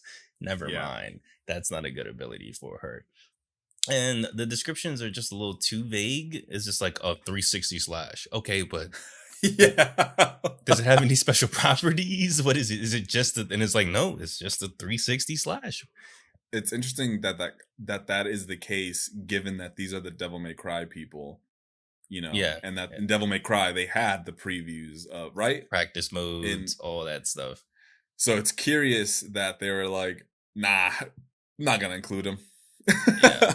Same with the But- item descriptions, because there's like you can press square and you can change from like a detailed description to a Right. condensed description. And sometimes, like, I don't know what it is with the convention, and it annoys me to piss still when I think about it, of all of the items being like, this restores a small amount, a fair amount, a good amount. Yeah. Like, what is that amount? Is it 10%? Is it 5%? Is it 16? Is it a finite 150? Just tell me it restores, Right. because you already showed me the HP numbers. Just tell me it Right, restores right. 120 HP, and I would be like, okay, that's my weak heal potion or something like that, compared to I was about to disagree with you there, but then you mentioned the fact that they do show the HP numbers. They show those numbers. So it's like commit to either being obtuse and not direct, or commit to either being detailed and show all like the numerical values of everything. And yeah, they Right. didn't. Yeah. So yeah, that makes sense. Yeah, I agree with you with both the video and the Yeah. items and stuff And like then, that. like- Descriptions were weird. Yeah, like especially with like petrification. It's Yeah. like, oh, because I don't know if it's magical or physical, but the panicas, or is that how you pronounce those? I never know how to pronounce that word. Panacea? Panaceas. There we go. Thank you for it, because I honestly been calling it a panica for like my whole life, bro. I don't know. Has no one said anything to Nobody has said panacea in a fucking. Is that what is? What did you just say? Panacea? Panacea. See, I'm gonna fuck it up, bro. Panacea. See, look at me. I was saying panacea. I mean, that's close. That's close. Fuck it, bro. That is close. Panacea. Panacea. Panacea. Yeah. Panacea. If you look at the word, it's exactly how you would Panacea. imagine. Yeah, you're right. Panacea. See? Oh shit. No, like I didn't know. So like a lot of times I would carry those thinking like, okay, this is going to cure a physical debilitation or a magical debilitation. Then I get petrified and I'm like, oh, these don't cure. This isn't magical or physical. This is just, it's separate category petrification. I need a separate heal for this. Just small things like that. Cause it's like, I don't know, is being doused, is that physical? Oh, Like- right. Yeah. I There don't was know the no. qualification because they all look magical. So I don't know if I'm poisoned, dounced. What debilitation is it? Was there a difference between a magical and physical? Yeah. So I think magical would be something like silenced, or being cursed, or being on fire. Or is that Actu- exactly? Because is that Physic- physical? Yeah. Well, that's why. Okay, so that's. I mean, we'll get into the gameplay aspect of that, but that is why that's one of my criticisms of the items, and this is my criticism for a lot of RPGs in general. But sometimes I'm like, look, just give me an item that cures it all. Why do I need to carry 5 petrification debilitation? Antidotes. Yeah, like what for one for Like those every. There's like kisses. there's 20 different debilitations that your character can have, different status ailments, and you're giving me all the. I'm like, what? Let me just get one that cures all of them. You know, Because you never know when you actually are going to need yeah, each it one. was- Because it's like, I got all these antidotes, and now for half the game, I'm never poisoned because I never fight anything poison. So I just have 99 Yeah. antidotes for no fucking Same. reason. yeah, that was I had a lot of certain things. I'm like, am I gonna need this? And I never needed any of it, unless maybe I was playing on hard and like specifically fighting an enemy. But even then, like I have my pawn who can heal me of most debilitations, and then also if you have I want to say it's the panacea that cures Everything, yeah. yeah, and then so I don't know, it's just, but I think that's an overarching problem with a lot of games that get a little too cute with all the different potions and antidotes that you might need to Concoctions. heal this or that. Yeah, concoctions. Concoctions. Yeah. What did you think? I'm curious about this. What did you think about the music I love it. I love it. In terms of making me feel like the epic hero that I am, it, it's great. Like when you finish an enemy and it goes, like I'm like every time I was like, yeah, that's good. I just defeated that thing. I got Monster Hunter vibes, by the way, by every time you finished killing and then an it would enemy, do I the was like, Monster cutaway. Hunter. Yeah, the cutaway of them like flopping around. It's like, oh my god, this is Monster Hunter for sure. No, for real. And I like the music. It fit the tone. I know we were talking about this the other day where it was like, where did that rock song go that was on the title screen? Because I remember in the original version, you would start. Yeah, they had like a whole heavy metal ass song, and it's like, okay, that's cool. But now it's just like a lady yodeling. Yeah, she's singing the main theme. The music was sort of whatever to me. Like it wasn't bad, but you know, like in the beginning, I was like, okay, cool. Like it fits the vibe. It's getting the job done, right? Right. But then as I was getting towards the end, and I was on my 40th hour, and I'm nearing the boss fight, and I finished the game, and I was like, wow, those themes really built upon each other and came back in the end in a way that was really thematic. I thought that was so cool. I love shit like that, and I like listened to the soundtrack, and I'm like, wow, that theme is so fucking awesome. Like I want to do a remix on one of those themes because it's so like haunting, but like really cool. It's funny because it kind of reminds me of the Persona, the Velvet Room theme a little bit. Like I get it's hitting some of the same notes. Like, do you know what I'm talking about? I know what you mean. The Velvet I know Room? exactly what Yeah. you mean. Yeah, because it is funny. I mean, I was playing Persona 3 into Dragon's Dogma, so I know exactly what you mean. Of like, yeah, there's like a sort of the vibe. operaticness to it, and it's hitting. I don't know if it's in the same key or something, but it's definitely like a similar. They hit the same Similar note, sound. that one high note. They definitely hit that Yeah, same yeah, note. yeah. You're like, oh, that's it. Yeah. But anyways, I thought it was really good. It was very appropriate. I also thought there was a lot of restraint with when to use the music and when to not use music. Right. Coming off of Rebirth, there's music constantly during Rebirth, and this is typical of JRPGs for the most part. Where there's a town theme song that is on loop. There's a Battle theme song, battle theme song, that's on conversation loop. theme There's song. everything. I'm like, okay. And with Rebirth, it was just in excess to me that it was so nice to play a game that knew like when do we play music to really enhance this moment, but when do we stop playing so that the players can hear the ambience and really settle in and kind of reset and recalibrate. And that way, when the next piece of orchestral music comes in, it hits harder because they haven't heard music in 20 or so minutes or something. You know what I mean? Yeah, that's what made nighttime so tense. Is because it was so quiet. At most, you would hear like a cricket or two, and it's like, oh, Yeah. I am in here. There's nothing around. Your pawns aren't even speaking. You're like, oh, I'm Guys, really here, bro. Guys, say please. something. Where's the wolves hunting packs? God, it's just so good the way they decided to handle a lot of that stuff. When you go into the Witchwood, which is an area, which is like the dense forest area of Grancess, there's a theme that plays, and it like fits the Witchwood so perfectly, and then the theme fades out, and you never hear it again. At least I don't think, because I only went there twice. I didn't hear it again. But I thought it was just brilliantly done because, I mean, it's just so conservative. It's like, here's this really haunting theme, and now you're in these woods, and now Yeah. we're gonna slowly fade it out, and now it's just like You're that in set here. the tone. Yeah, that set the tone, and now you're just like, this is kind of this is kind of weird. Yeah, it's like mysterious, and I don't know. That's something that I didn't know that I liked until playing this game. You know, I love video game music as much as the next person. I think in an open world, you have to know when to shut up. You have to know when to let the open world soundscape be Take the you in. soundtrack for a little Yeah. bit. You gotta let it bring you in. And I think they only brought in combat. I mean, like during combat or completing a mission or where you were in town and stuff like that. But it's like that makes Yeah. sense for music to Yep. be there. When I'm just traveling and I'm just staring at trees, I don't need some whimsical music. You know, I don't need Kokori Forest playing in the background while I'm going through this. Just let me live in here. Did you play Dragon Quest 11? No.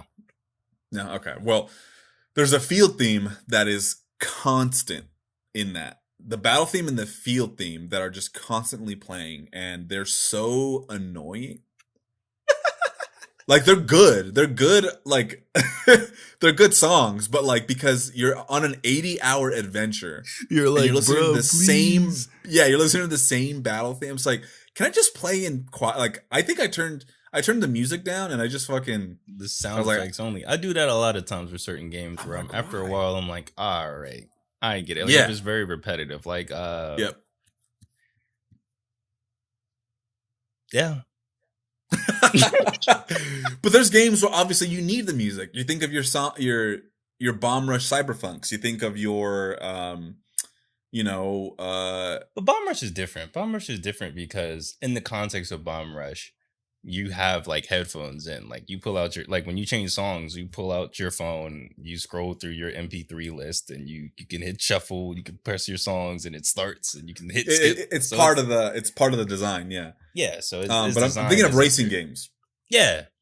Like racing games, you obviously want a good soundtrack. But yeah, I think Monster Hunter World is also one that knows when to put in music, knows when to stop. I think it's more on the more music more often, but it's still like more controlled. Like there's moments of quiet where you're just kind of like exploring, you're just hearing the world. And I think that's just very important. I That think makes that me really curious of your like opinion for About what? Dragon Quarter. And this, well, the city is a fighting game, so it's different. But Dragon Quarter, Yeah, when you yeah. play it, and Yeah, I the mean, I don't know ambiance in there and stuff like that. So what are you saying? It's a Because loud ass game. no, I'm not saying it's a loud ass game. I'm just saying like, we've been having our JRPG like midlife crisis of like, are we, and Right. going into an actual traditional JRPG with Yeah. Dragon Quarter for this season. Yeah. It's going to be like, oh, so. Because this isn't technically a JRPG. It's technically a JRPG, but it's technically a Western RPG in terms of how everything works. It just plays like a Japanese company made it. I don't know what it's an open world RPG, I suppose. Like it's I would say it's in line with a Skyrim because of the amount of like there's like quest choices and you can we'll talk about that, but Yeah. I'm going to make one more statement here for the presentation, and that is that the look of some of the monsters, which I already talked about, but specifically the opening segment, and anybody who's played this will know because it's one of the best probably looking pieces of it's a really cool sequence in video games. When you get to the encampment and you fight the Hydra, the Hydra looks so fantastic. I remember even back in 2010 when I saw that scene, I was like, this is like something straight out of God of War. Like how cool this looks. And like it's like wrapping around the towers in the encampment, but it looks so clean, the animation on it. And then it And it's breaks like crushing it. Yeah, and I'm like, what the fuck? That looks great. And the design of it also is very imposing, and I'm like, wow, that looks incredible. But yeah, other than that, I think just the overall presentation is up there. I think it's very inspired, just like Demon Souls is with like its world design, really leans into a dark fantasy or just medieval fantasy sort of vibe to it. It is funny though that there's not a damn horse in sight. It is not really at all. funny. Not even like in town, but you can't like do anything with it. Like it's Like everyone's just walking, and it's so you don't really notice it. And I noticed it more in Dragon's Dogma 2, not gonna lie. But yeah, they be using it's oxes so- for everything, bro. and I'm like, really? We're all walking? No one has horses? It's just a universe where no horses exist, and it's kind of just funny. But that's all. I mean, that's all I have to say about presentation. I mean, I It's took a lot of amazing. notes on it, and I think it's top marks. I think about our Boater of the Year and or the not Boater of the Year, but presentation or whatever. And I'm like, this is just great. This is a sweeper. Not gonna lie to you. It might be. It might sweep. Okay, story. I don't have that much to say about the story, but I did love the themes of it. I don't know. I like this idea of layering, and this is not new for this game, but I think this struck me hardest playing this game. And that is that you're the Arisen, and there's like the in-game lore, the in-game story. You're the Arisen. You're fighting this dragon. You're going on this journey and becoming stronger to overcome the big challenge of the dragon, and then eventually to take your place as a sort of guardian of that world, and then deciding to not be the guardian, and then merging with your pawn's spirit. Spoilers, by the way. Yeah, becoming their soul. Yeah, becoming their soul, which sort of gives all the elements of the game some sort of purpose, which was really neat. But what I liked about the story specifically is that theme of tempering your will, because ultimately as a man, in some way, you want to be a hero, right? Like there's a natural inclination for, and maybe even like just people in general, we want to be the hero. I think it's cool that this game opens up with you just living a peaceful life, a life of just relative complacency and just like, you're fine. This dragon interrupts that. And then he takes your heart and he's like, you fought against me. You're the only one that stood up to me. And so now you are chosen to be the Arisen. To be the person. Kill me. Yeah, you have to come and kill me to get your life back, I guess, in some sense, right? I guess the way the story goes is that the dragon is sent there to temper a person, to make them essentially better, to have them train and to improve their will enough to take over the guardianship of that world. And so they go on this grand adventure, and you level up and you're becoming stronger. You're becoming the hero that you're meant to be. And you have this choice at the end where you can proceed to fight the essential guardian of that world, or you can go back to living your peaceful life, which is a legitimate choice. There's a choice before you even fight the dragon as well too. That's that's right. Yeah, he gives you that can choice. Fight me now, or or you can take your beloved, you can leave, and you can become the king of the kingdom, and I'll just disappear for another 100 years. Yeah. So which is what the king did in the previous battle or whatever. That's why the king was all like pissed or whatever. And it's very interesting now seeing the subcontext of the king, and even like if you talk to the jester, he just flats out tells you like, yeah, the king is playing you. He's just sending you to do a bunch of mundane tasks, and he's actually sabotaging you because he's a coward. He knows, he knows the jig is up. Like his time is coming. It is fascinating. It's a really, really interesting story, and it got me to think about, I guess, just this story and the way it's told. It just really got me to think about the meta of what it's saying, of why these sorts of stories are so compelling, because essentially, like I was saying, your pawn, or not your pawn, your character is essentially having to become better, and they have to live a life of constant challenge in order to be strong enough to take the place of the Seneschal, which is essentially the guardian or the god of that world. You live, and so you have to have the willpower to survive and craft the world for eternity through life. Exactly. Yeah. And it's not like a fun job. Like it's not like it's a job that must be done, and it's like the highest, like this is a crowning achievement. This is like a, I don't know, it's a job that must be done, not a loyal job, what do I want to say? A very respected job. Yeah. Because no matter an honorable what, job. Yeah. An honorable job, I guess. Because no matter what, a dragon's going to form. And I believe the lore behind that is that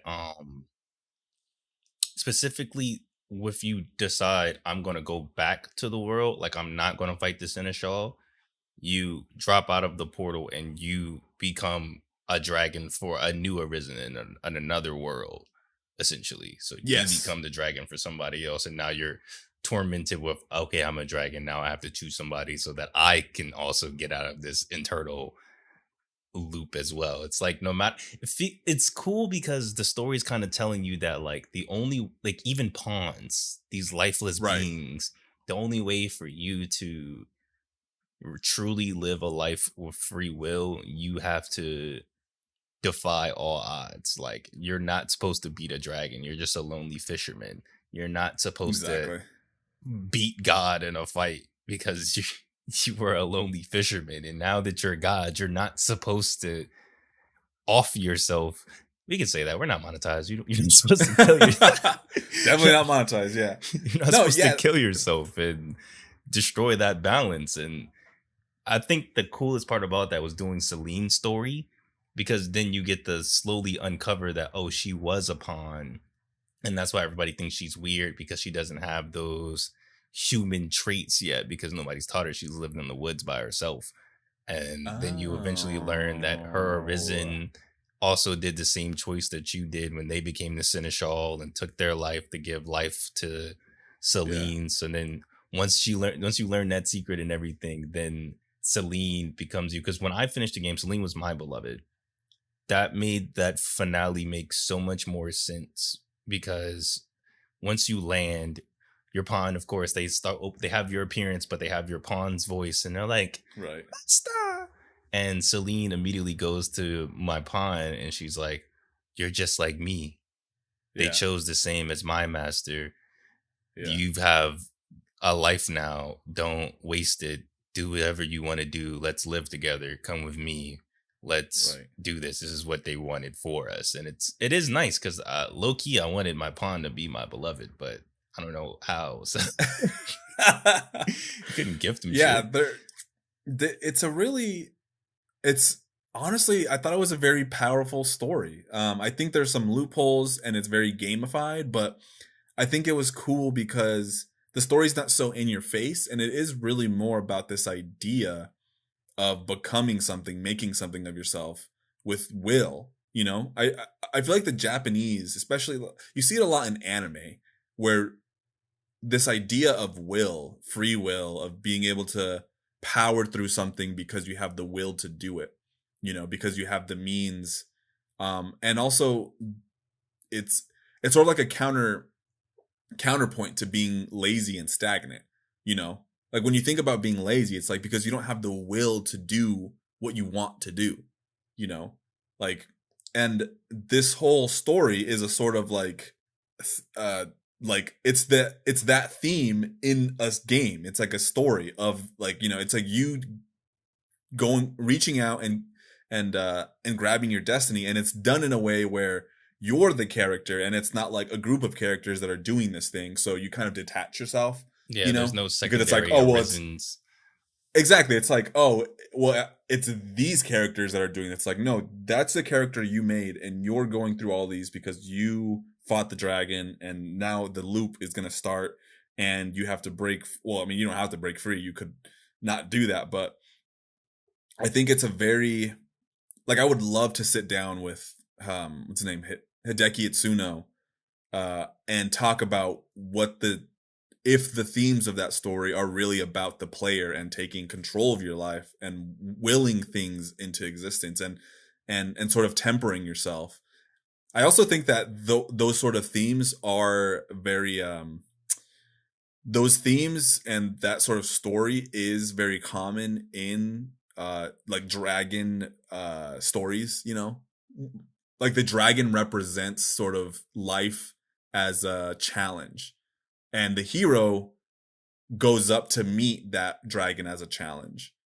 And so it's not just as simple as like, oh, here's the hero and that's a dragon and that's it. It's like the dragon represents something, you know, and he's all of life's misery and disdain and hatred and destruction. He's all of that. And Yeah. you're the hero and you're facing that. And I feel like that's so powerful. And I feel like it struck me somehow. Like the game isn't sitting there explaining all that, right? But I'm like thinking about like, that's what this is though. Yeah, That's what 'cause the even story after you beat the is. dragon and everybody's like, "Yay, you beat the dragon!" It's not happy. Half the town No, is no. destroyed. yeah, you're just like, huh, okay, so there's something else left to do. I mean, yeah, there's a whole lore, obviously, and gameplay things that obviously sort of change the theme of the story in some way, but it was really cool. I really liked it. I like the idea that the king betrays you because he's like, well, I made a selfish choice, That means and then he must have made a selfish choice too. yeah, Ain't no way and you then beat to that his dragon. character, exactly, yeah, and then to his character, he's like, well, fucking, this guy's trying to just take my power, and it's like that is totally something somebody that would make that decision. That's something that person would do, right? Like based on his past, by sacrificing his beloved to become the king and gain all this power, him acting in that way is totally on brand, totally on character. It's like, yeah, you would act like that.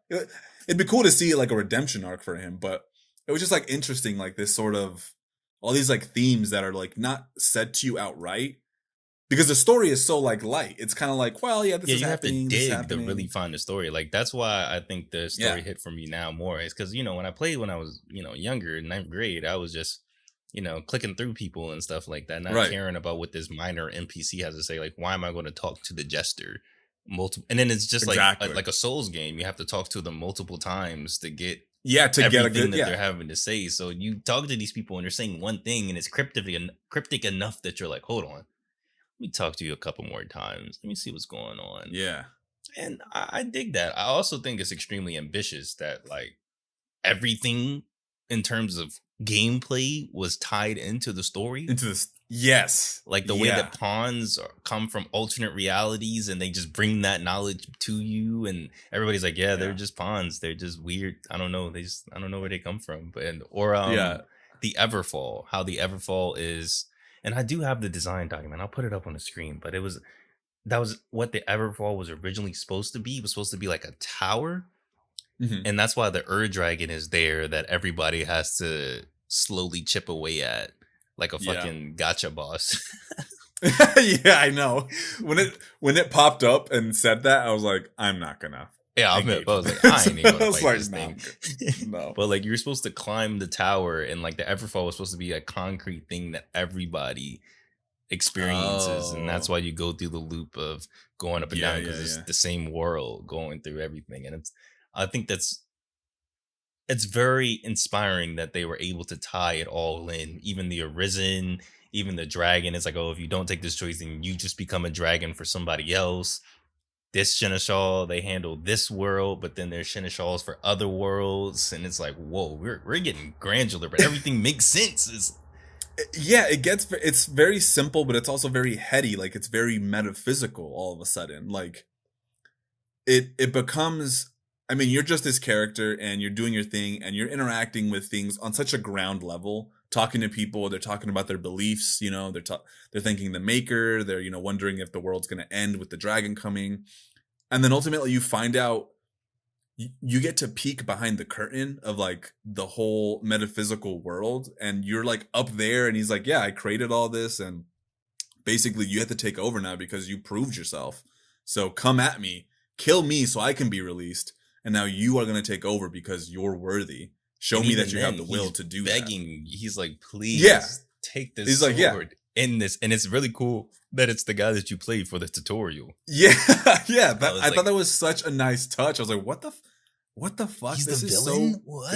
good. Yeah, I mean, not even the villain, but just He's like not really. yeah, he's just like the next guy. I mean, he was a guardian essentially, and that's just the loop. It's like you have to kill me in order to get this, and it's so fascinating. It was so much deeper than I thought, and so much more engaging. And then like obviously each NPC has their own like little side story aside from like that main sort of story. I thought it was cool that the main story doesn't even take you to every place in Grand Cess. You have to go there You have to yourself kind of physically. Yeah, which is like, that's kind of cool. I was just like, oh wait, so I got to go explore on my own, encouraging you to go off the beaten path to find like the Witchwood there's no main story event there, but it's a whole like fucking cool Yeah, place. like Like, you I can don't- entirely miss that if you don't talk to the main chief. And Which I like, almost "Hey, did, yeah. Weird guys over there. You can just be like, fuck that. I'm going straight. I don't know. I just thought it was a really good story. It's a story that is crafted for a video game, but has a lot of like classic literary themes of being a hero, taking your destiny. And I think what makes it more exciting is that you are acting as that hero.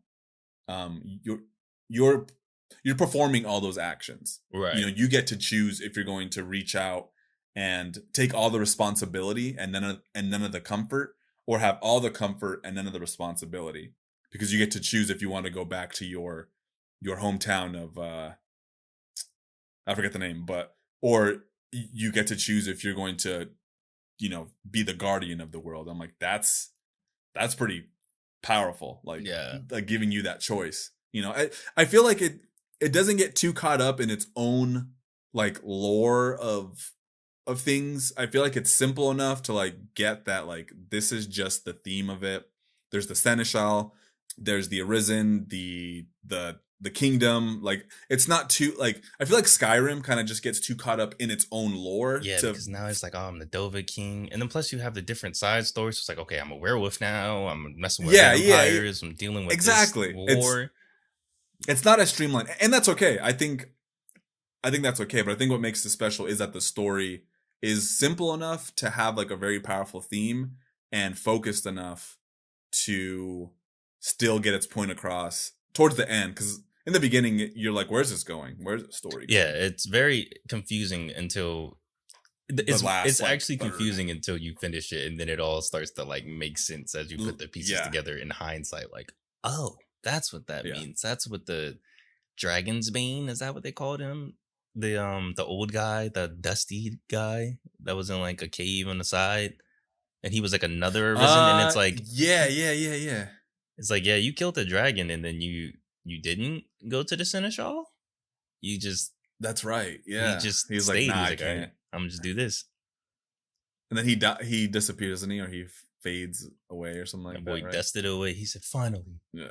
Yeah, he got snapped out of existence. Thanos snapped. Crazy. But yeah, other than that, I mean, I don't want to belabor it too much because I didn't do all the research, but I do feel like it just really struck a chord with me. And I did like the way that the Seneschal describes their world, which is like, just as a ring lacks start and end, so this world has no origin. It's like, that's right. When you think about a ring, it has no start or beginning. Yeah, it's just like, it's just a ring. It's like, it is what it is. There's no like, it starts here and it ends there. And it's like this infinite loop that describes like what they're going through, what their world is like. And I thought that was fascinating. I was like, wow, that is deep on some other.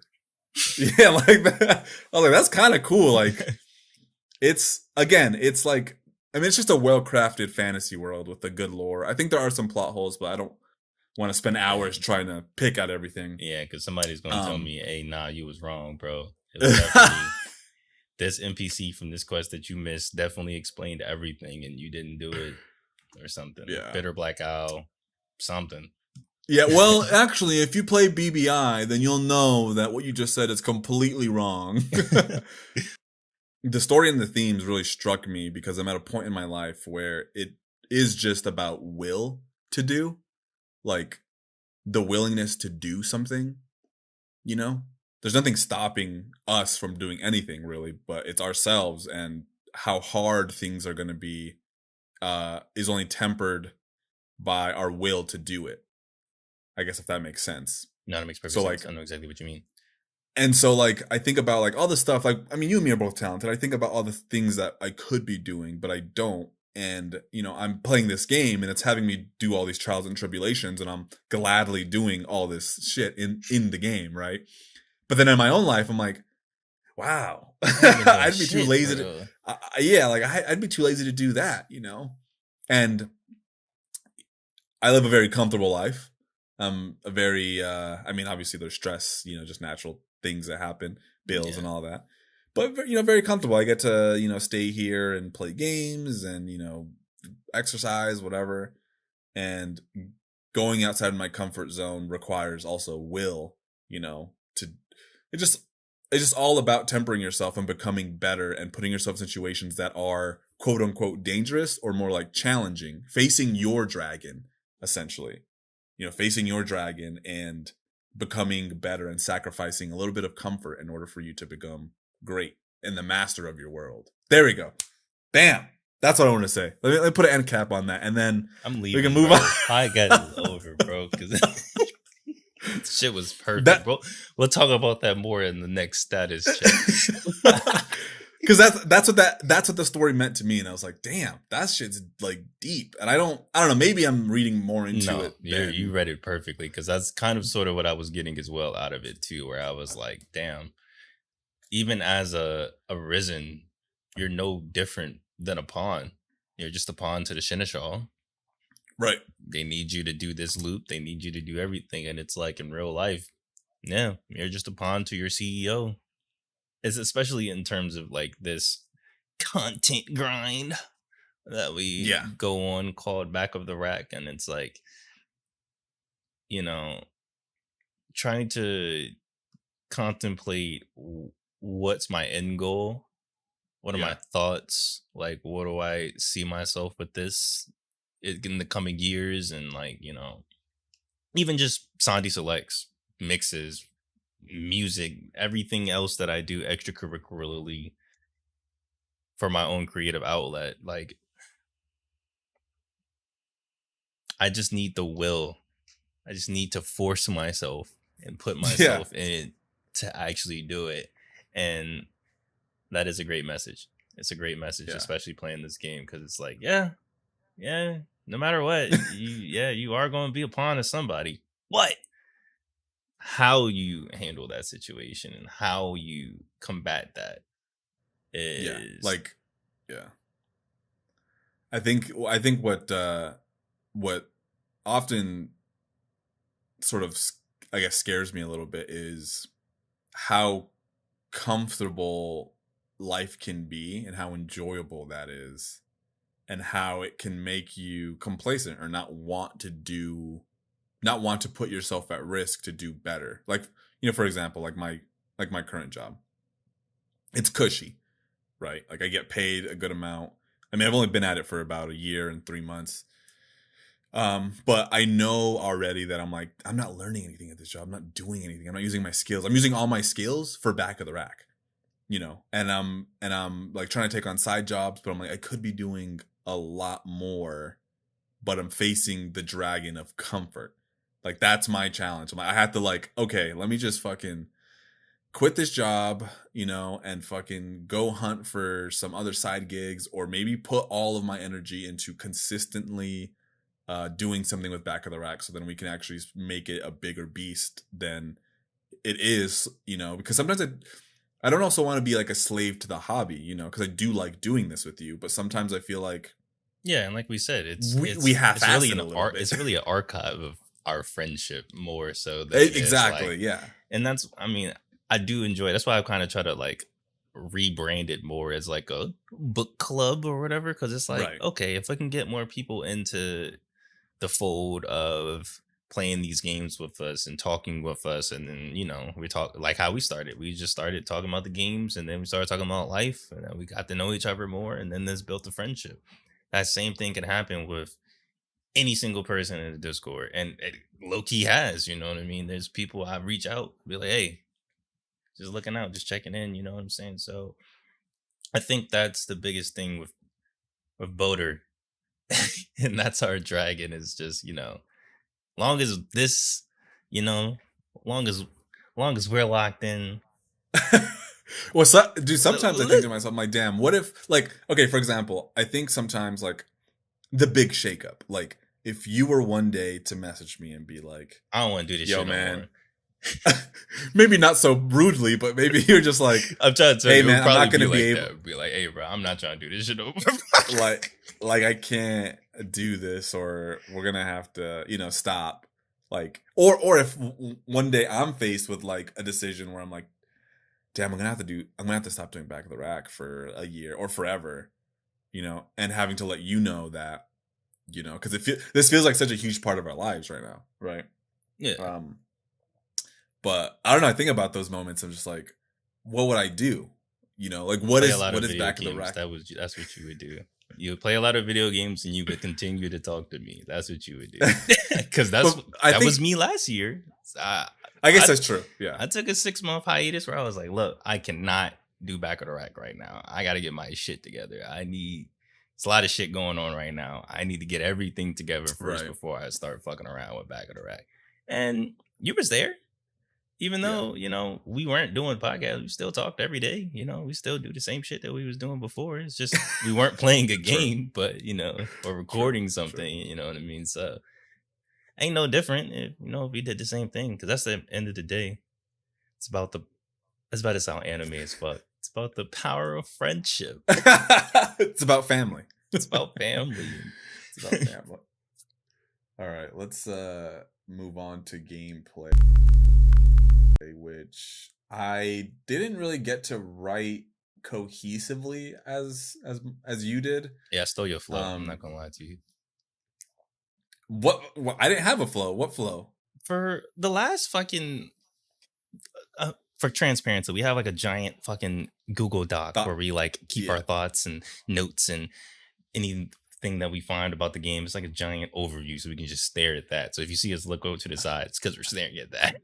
And like, was it for Death by Degrees, or was it for Death by Degrees or Dark Sector? This nigga put fucking like headers in like the gameplay and all the sections. He was like, I'm specifically talking about the soundtrack, and there was all the notes. So I did that for mine. I was like, gameplay, pawns, combat, questing.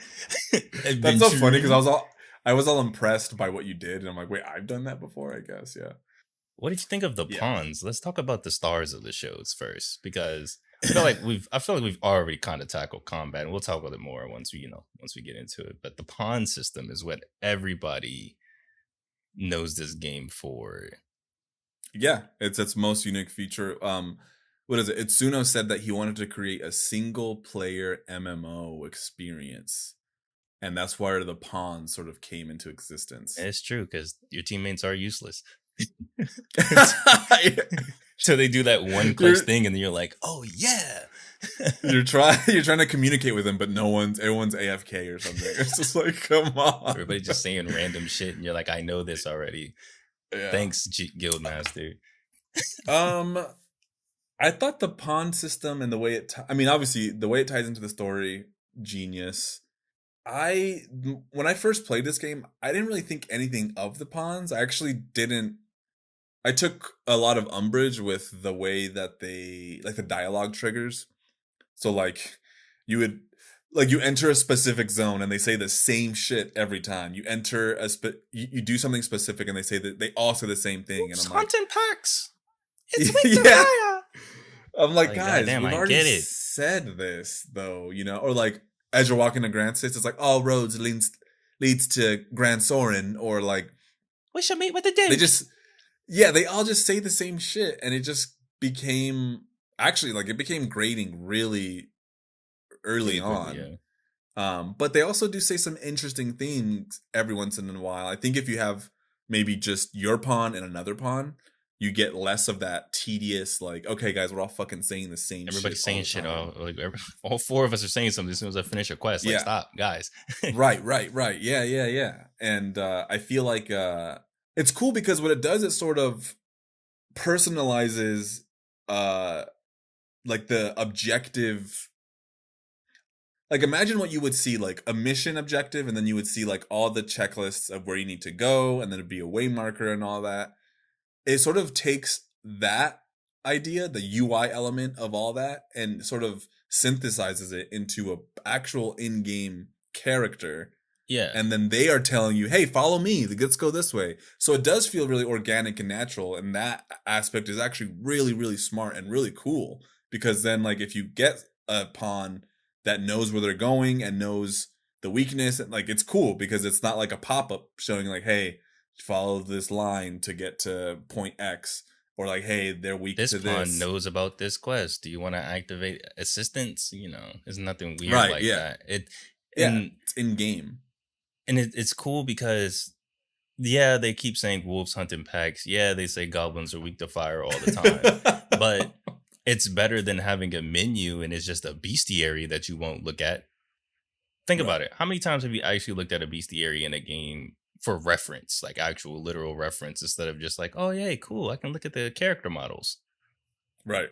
Yeah, Yeah. and it's cool because they're being in real life bestiary where it's like shoot his chest, aim for the Yeah. head. If you cut off his tail, and it's like just in case you forget. And they do say slick shit on the side a lot too. There was one quest, like the Fornival quest, where you have Mhm. to like kick the people out of the house. One of the Oh, pawns yeah, was yeah. just like you could also just buy the house from them, and I was like, Yeah, Oh, yeah. that's an option. But it didn't Yeah. pop up like as like a subtitle or anything. It's just something I heard in the background, the pawn saying, and I was like, oh, well, okay, let's go beat the quest this way. And just Yeah. having that ability for the pawns to chime in, but it isn't like it's saying like this is what you need to do. It's like, oh, well, there's Right. an option if you want to do that, or I heard that you can do this if you wanted to do it this way, or maybe that thing that we found earlier might help you out in this situation. I thought that was cool. I think that natural conversation is cool that you're talking about, because yeah, they do help. There was the quest where you go and get Salamit's grimoire, and you essentially could create a forgery and give the guy who gives the quest, you can give him the forgery and keep the real grimoire.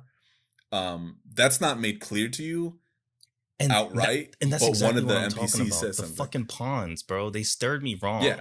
The pawns, they were like, that guy's shady. I don't trust him. I wouldn't give him that grimoire if I was you. And I was like, okay, maybe he's going to do something nefarious. Let me go give him the Right. forgery. And then he comes to help you out later with the Griffin fight with the forgery, and it does nothing. And I'm like, oh, wow, I just fucked myself over.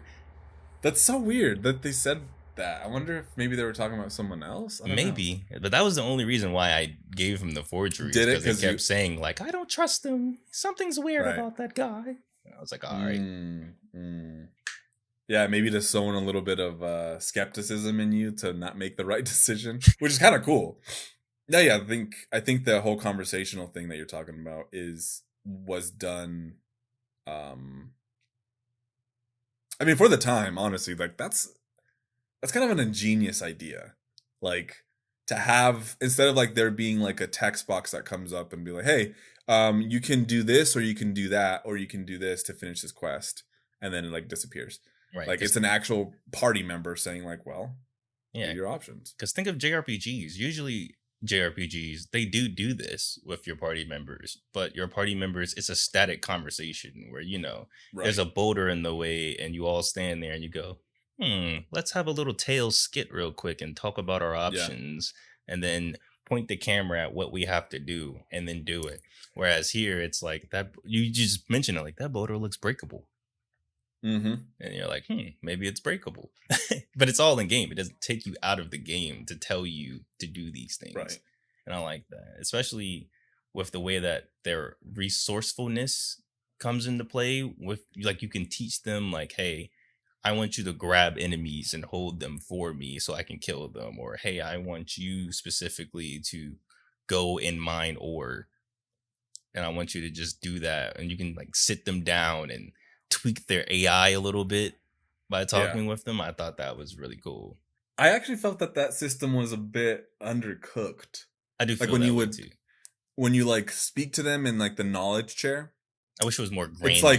it's like it's super obtuse, like where it didn't need to be. I know like a lot of this game is sort of built around this idea of like sort of self-discovery and like things not being directly communicated, but for something like this, I don't see why you wouldn't just be able to be like, hey, literally let me tell you, like, can you only speak when I haven't heard something before, like when I, or can you, like you're saying, grab more enemies, or just use your healing spells only, or like that would have been cool to be able to really fine tune as if like you were actually with them. Like, hey, let me just communicate with you. Just don't fucking talk unless we're in a new area and I need to know something new. And also just fucking pick up everything. It's kind of interesting that they really were just like, well, I want you to.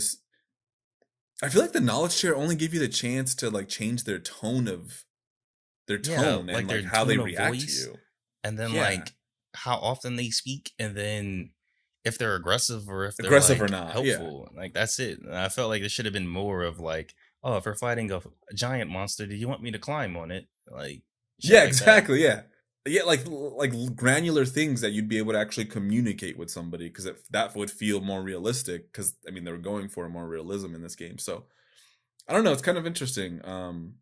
I like the idea, but I think it was a bit undercooked, and I ended up only like tutoring or knowledging my pawn maybe like 2 or 3 times, and I was like, this Same. is pointless. Like, Yeah. why? This is pointless as hell. Like, I just Speaking don't of understand. pointless, the command menu I feel like was extremely useless because it doesn't tell me what to do. Why was there 2 buttons for help? And what do they do? Like you press help and it's like, okay, she's using a spell, but it's like from the looks of it with the pawn command menu is that left does something for one of the extra pawns and then right does something for another pawn. So sometimes I would press left Oh. and then a fighter would have, didn't if know he had that. like the springboard, he would be like, hop on my shield, I'll pounce you up. Or if I had like a healer, they would use a healing spell. And then another time I would have like 2 mages and then one mage would use like fire boon if I press help and the other one would use anodyne. And it's like, what do they do? Like, can you tell me? Right, Like, right.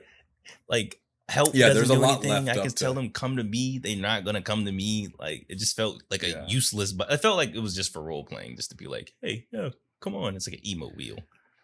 It's confusing because they do tell you that the pawns are sort of like, will follow the Arisen to do anything, but then there's a sort of a contradictory design where they want the pawns to have like their own personality, and so when you say like go or help or whatever, they act in their own way, as opposed to just being like, we're gonna obey whatever you do. It's like they almost gave them like more individuality and less complicity than they maybe should have had. Because if they had more rule following behavior, then when I say go or help, they're gonna help me exactly when I need them to, not based on their AI temperament. Because it feels like that's what the Right. issue was. Is like when you would say go, it's like based on the type of AI they were, or the type of pawn AI. They would be like, well, I'll help you in this way, or not right now, I'm busy, or Yeah. So it's like, I don't understand. Are you your own person, or am I the fucking Arisen and you're supposed to listen to everything I do? Because I would be, when I was a fighter, I would be holding like goblins. I would be like, come on, go ahead, attack. And nobody would attack. I would be like, help? Hello? I'm holding this guy. Kill him, Right, please. right. Like, this shit is, Yeah. it's not what I want to do. But also, I think we didn't really get like a good shot at the pawn system, really, because, the game's old. We were playing it before Dragon's Dogma 2 came out, so I guess we had like a little spike or uptick of other people that were doing like replays of Dragon's Dogma for like pawns.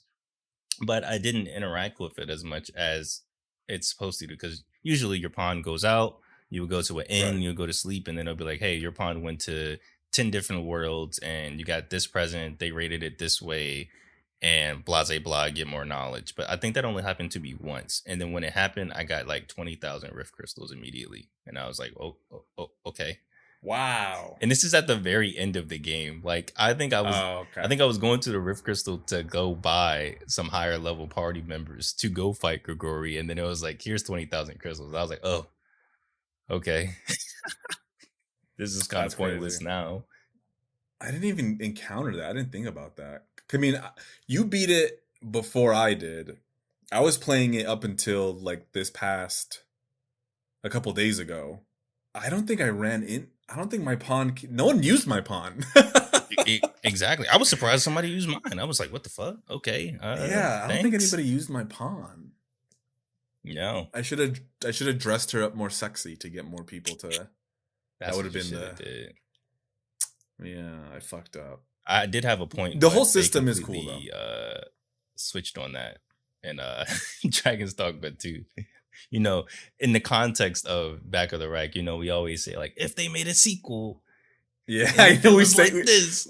we said that for both Death by Degrees and and Dark Sector. So now it's just like, well, Yeah, no, because we Also, have all- the context of the second game and all of the improvements it's made. So like I had a point where I was like, I wish there was like, a little more like your pawns had special abilities or like specializations. And I'm like, that's a main core like upgrade. And the second Yeah. game is like, hey, your Yeah. pawn can have specializations. And it's like, oh, never mind. yeah. I mean, maybe it was in this game. I did read that they did have to cut out about 40% of the content of the mechanics that were initially planned for this game. Yeah, so maybe it was already something that they had planned on doing, but they're like, we don't have time to really like polish it up and make it work seamlessly. It's that is funny. Yeah, I'm reading some of my notes. I'm like, yeah, Dragon's Dogma 2 does improve on some of this for sure. So it's fun. It's weird saying it, but I mean, like I wrote about how the pawns feel more like NPCs than some of the NPCs do because of how lifeless they feel. They don't have any character, you know. So, but I mean, that was improved upon, which is cool, and it definitely makes the pawns a lot more interesting, varied, and fun, and all that stuff. I guess the benefit of the doubt with the gameplay section is a lot of the things that we might have as like gripes. We did write it before, and I think you were like me, where I was like, Dragon's Dogma 2, blackout. I don't need to know anything else about it until release. So I didn't know anything that was being done with the game until we were playing it. So now it's funny that we're recording it after we wrote what we were writing before the game came out. And it's like, so I'm just reading notes like, oh yeah, they did fix that. Yeah, it's funny. It is funny to read it and be like, oh wait, well that's improved. Oh, how many hours did you actually put into the game total? I want to say like 37-ish, 40-ish hours, okay. I want to say. Okay. I did a lot of fast traveling. You did? Yeah, I did a lot of fast traveling. I did a lot of sprinting through the world. Yeah. And I didn't really do a lot of the side quests. Like, I know this, you mentioned to me about the side quest where you have to like sneak into the princess's room.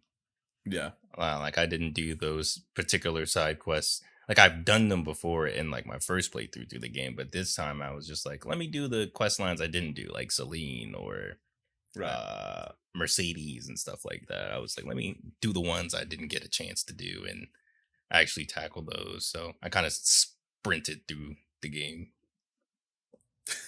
Crazy. I walked a lot. I definitely like really soaked in the world. I used a fairy stone when I was like doing a more beeline thing. Like if I walked all the way to point A and I had to go back to Grand Soren, then I would use the fairy stone and then, to go back. But I would usually walk everywhere. Typically, it was just a fun world to be in. I really liked how everything felt. So this game was really such like a antidote to Rebirth for me, to Final Fantasy VII Rebirth. So I just liked traversing it more. I was like, this is I want to explore. And yeah, I mean, but back to the pawns. The pawns I felt like were definitely, it's a really good idea. Really good idea. Implemented somewhat haphazardly, but for the most part works. And it's nice to see that they are refining it in Dragon's Dogma 2. But what was I going to say here? Oh yeah, I did think that it was cool that when you're summoning a rift, again, not being in a main menu, it's just like being a rock. You go to like an alternate dimension where you physically see all the pawns, and then you kind of just walk up to them and be like, okay, what's going on? What you got? Yeah, nice. And then if you really wanted to, yeah, and if you really wanted to like if you really wanted to find something specific, then they gave you the tools, like a search engine essentially to like actually refine your search. But yeah, just another cool like in-game mechanic that wasn't like in the menu screen. Not that you're not in menus at all in this game, you definitely are, but not as much. You know what I was thinking that would be cool? You know how The Last of Us, the crafting system in that, where it's like, you actually got to pull your backpack up. I was thinking the same thing. I think I put that for like presentation where I was like, I really hated like having to open up a menu and it pauses the game. Like I would have much rather like a Monster Hunter scroll through your inventory and then pull that out. Or even if you were crafting, like, okay, craft these together. Like, give me some of that. It seems like it would have something like that, but it's interesting that it didn't. I don't know. But yeah, do you have anything to say about combat? Well, I mean, feels good. The game feels good, and You being an action game fan, you being the Sandy that I know you to be, where does this fall on your action game, like your list of action game feel goodness list? Like, is this like a top 3 feel good action games? Top, like, where are we? ooh, Where's this fall? I'm not gonna lie, this might be top 2. It might not be 2. I'm not gonna lie to you, because to me, Okay. I'm a weirdo. The best Right. feeling Devil May Cry game to me is Devil May Cry, the remake or the reboot. It just felt good switching between angel and demons, and the angel attacks that were more You're talking aerial about based. DMC? Yeah, no, I'm weird, but I just like the aerial combat, using the grappling to swing, and then when you would be more grounded for devil attacks and having that dichotomy, it felt good because it wasn't too out of the box. Like sometimes I play Devil May Cry 5, or I see people play Devil May Cry 4 or 5, and then they're using trickster style and they're just zipping and running. I'm like, bro, are you playing Dragon Ball Z or are you playing Devil May Cry? Like, after a certain point. And I felt like DMC was a great middle ground of like, you're still chaotic, you're still crazy Dante, but you're not too crazy. You know what I mean? You're doing a lot of crazy shit, but you're not too crazy. And Dragon's Dogma, even from the fact that it's almost hyper realistic, it still feels good. It's like, this time I finally played with magic. I played a Mystic Knight for most of my playthrough, and using magic and having to parry to use like electricity to summon a bolt, or causing like runes on the ground to like cause a barrier so people can't pass through. And even it never gets old. People say it gets old, but it never gets old. Putting down like 4 of the great cannons, which is like a ball of just magic energy, and then you have to melee attack it, and it shoots a bunch of projectiles that home in and attack enemies. And I would just put that down in the middle of a room and then just go to town and kill everything. Oh, in the really? room. Interesting. It was every time it was fun because I would just watch stuff just melt, and I'm like, yes, I'm shooting it with a machine gun of magic. It's cool. It's Magic Archer, which is what I always played in the first 2 playthroughs that I played of this game. And it feels good to have homing attack arrows and raining arrows and climbing onto things and stabbing it. It doesn't have to do anything super out of this world to still feel as good as a Devil May Cry game. And it even includes it has a so, and everybody has one, so it's good. I like it. That's all you need. I actually don't have a list like you, but I would say this is for sure one of my top feeling combat games. I mean, there are a lot of games that we played, they have combat and they feel good and all this, but there's something to this one specifically that just makes sense in every way. Like I said earlier that it was readable, the animations are great. When your weapon hits an enemy, I played most of the melee classes, so when I hit somebody, it felt like I was slashing or bludgeoning, mashing them. Like it just felt proper, and I'm like trying to think back at any other game that feels so impactful, with this, because you have to think too that this game is also an RPG, so the enemies have health bars over them. They have specific health pools, and a lot of that time that can really remove the feeling of being efficient or feeling impactful, because you're just like slashing at a fucking you're just like blindly, but somehow they manage to balance it out where even if that thing has like a couple life bars, like it feels like you're doing damage. You can see it. There's blood everywhere. It's just like that. It's falling over. Yeah, like it just feels right. So this has to be up there, I mean, the gameplay to me is, like Shadow of the Colossus is one of my favorite games of all time. That's up there, right? And the fact that they include like climbing on top of a creature and stabbing them, while not as like epic and grandiose as something like a Shadow of the Colossus, but it still feels good.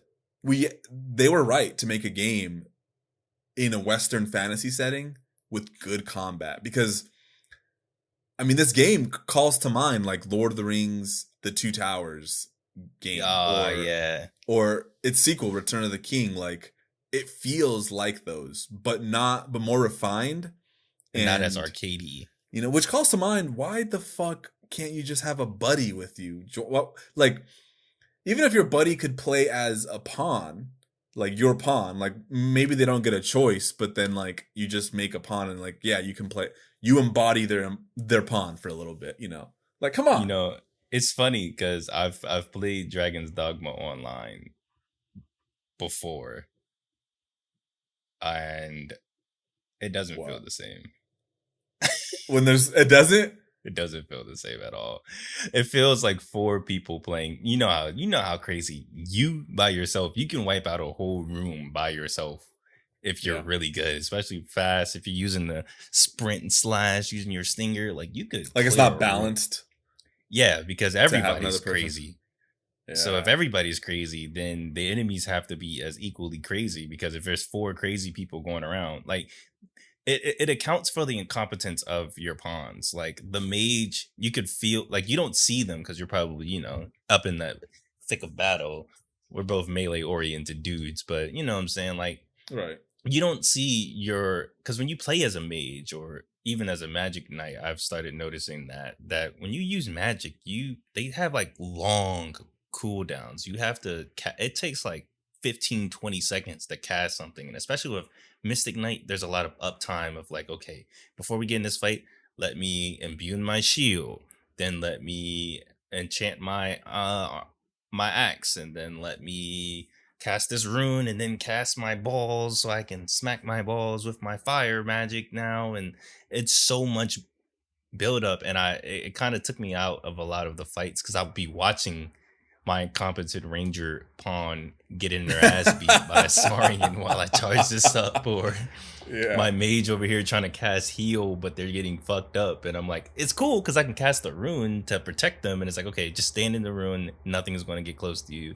But it's also like, damn, if there's 4 people being competent with, you know, I can, because there's ways to shorten the cooldown, you know, augments and stuff. So it's like, if all of those people are, I don't want to say min-maxing, or if all those people are playing to the best of their ability, the game wouldn't be fun. And that's how I felt. But I mean, it's also in Japanese. It was back in the day. It was weird. Japanese stuff. But it just didn't feel good the first time. You know, you get in, because imagine you get in a lobby. It's just like when you play like any other game. You're playing, and then some high level 130 dude comes in the lobby and just carries, and you're like, okay, I didn't really get to enjoy the division anymore.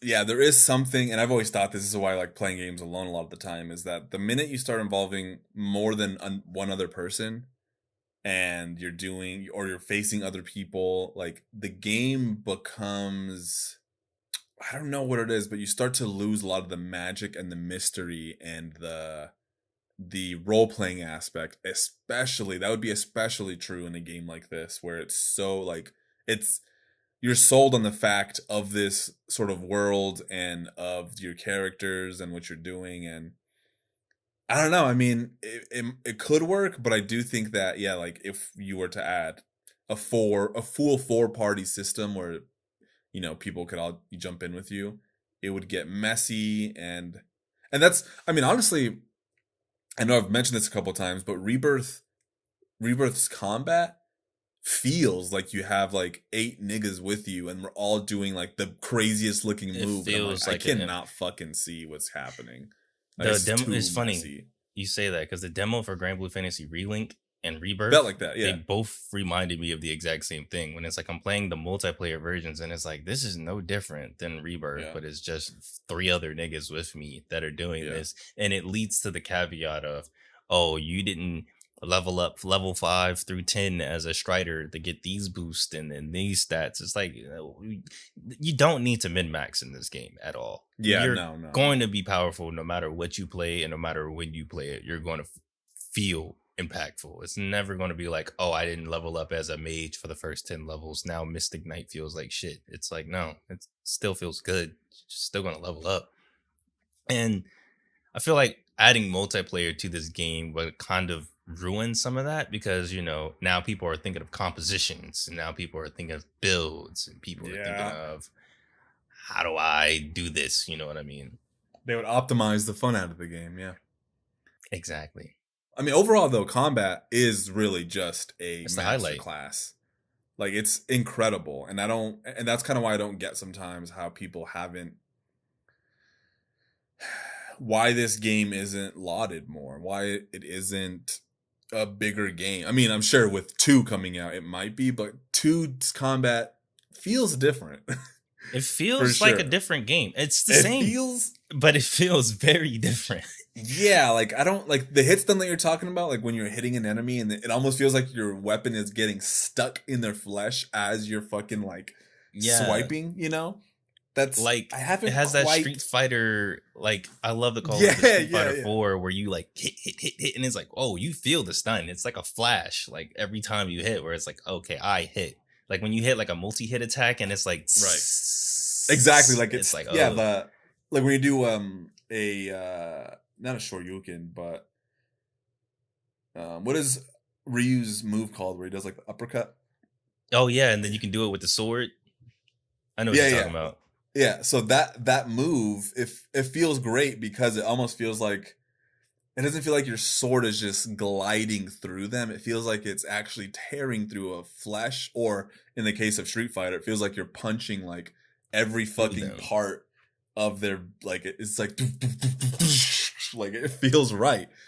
You know what I was thinking too while playing this game, the OG of Dragon's Dogma, is that, and this is like very complicated for me because I'm like, what the fuck? I don't understand. Final Fantasy 16's combat feels close to this in terms of like the feel. I know what you mean.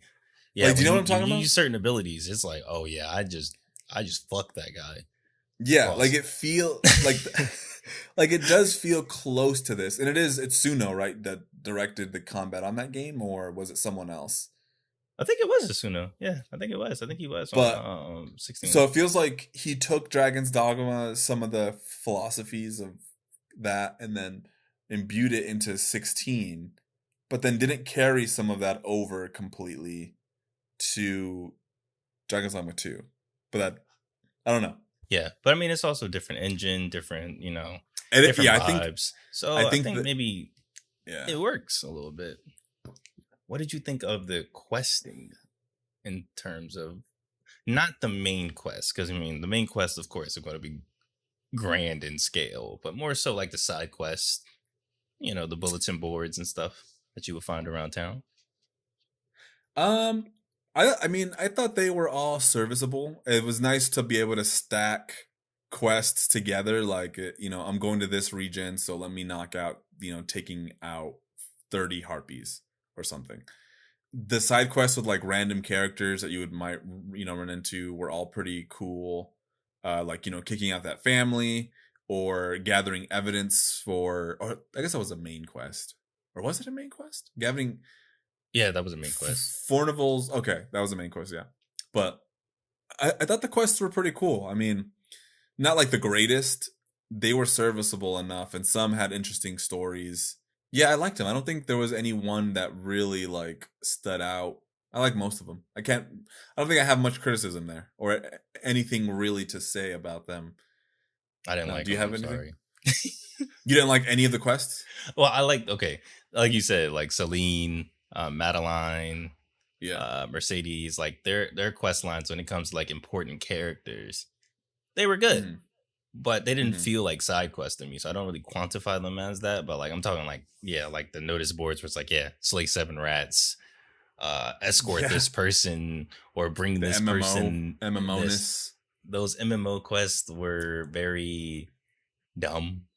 They were very like, okay, I get it. But it like after a while, like I kind of picked them up just to be like, hey, if I do them, I do them. If I don't, I don't. But I would have much rathered if they spent that time or even used the notice boards to be like, hey, this NPC is looking for this, so grab this notice and make it literally like a quest board instead of do these little half-ass MMO side quests for EXP. Like, I want you to be like, hey, Miranda needs to be escorted here, and then you go to talk to Miranda and she's like, thank you for taking my request. I need to go to this town so I can get some supplies. Can you carry me? It's a lot of goblins. Then it's a whole quest, and you can have a storyline with that. It's different than just being like escort quest activated and then the NPC just fucking spawns next to you.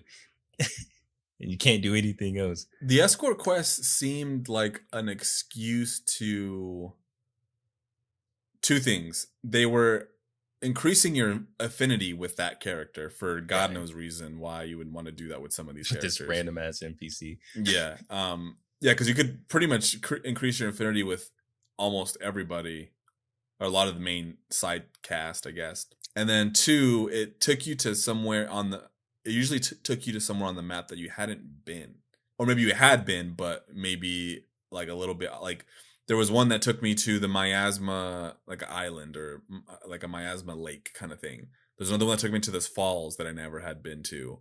Another one that took me like all the way across the fucking map to like to that other beach. Blood Gulch or Water Beach. I think that's what they were for, to like get you to move around, you know, the quests and to build affinity. So I didn't mind them, but this is where I think the lack of horses and things like that makes it feel kind of funny, because it's like we're walking all this way and we're just like, and as soon as you get there, you're just gonna be like, thanks, ding, and then disappear. So it's what the fuck did I do this for? Yeah, I don't know. It'd be cool if like you could put them like in a carriage or like you could teleport a little bit different. Yeah. I knew that. Which made traveling a little bit easier. I kind of had my like Port Crystal network as like where can I put this to where I can teleport and then reach other spaces in like closer area than like running the whole fucking way. Yeah, the Port Crystals are great. They're great. I feel like I didn't get many to use them as well as I'd like, but I think I only had 3. And I ended up with 3 at the end. I think I had 5, I want to say. God damn. Yeah. So I played more than you, and you had 5, and I only had 3.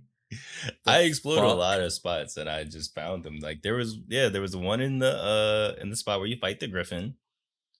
There was one in the catacombs. There was one in the spot where you kill the guy for Mason. There was one next to the Dragon Bane, the old dusty dude. Yeah, and then there was one in the castle that you like storm when like Mercedes is fighting Julian. Yeah, I think I missed some of them then. I didn't see them, or I didn't grab them. I totally missed them. So that's great.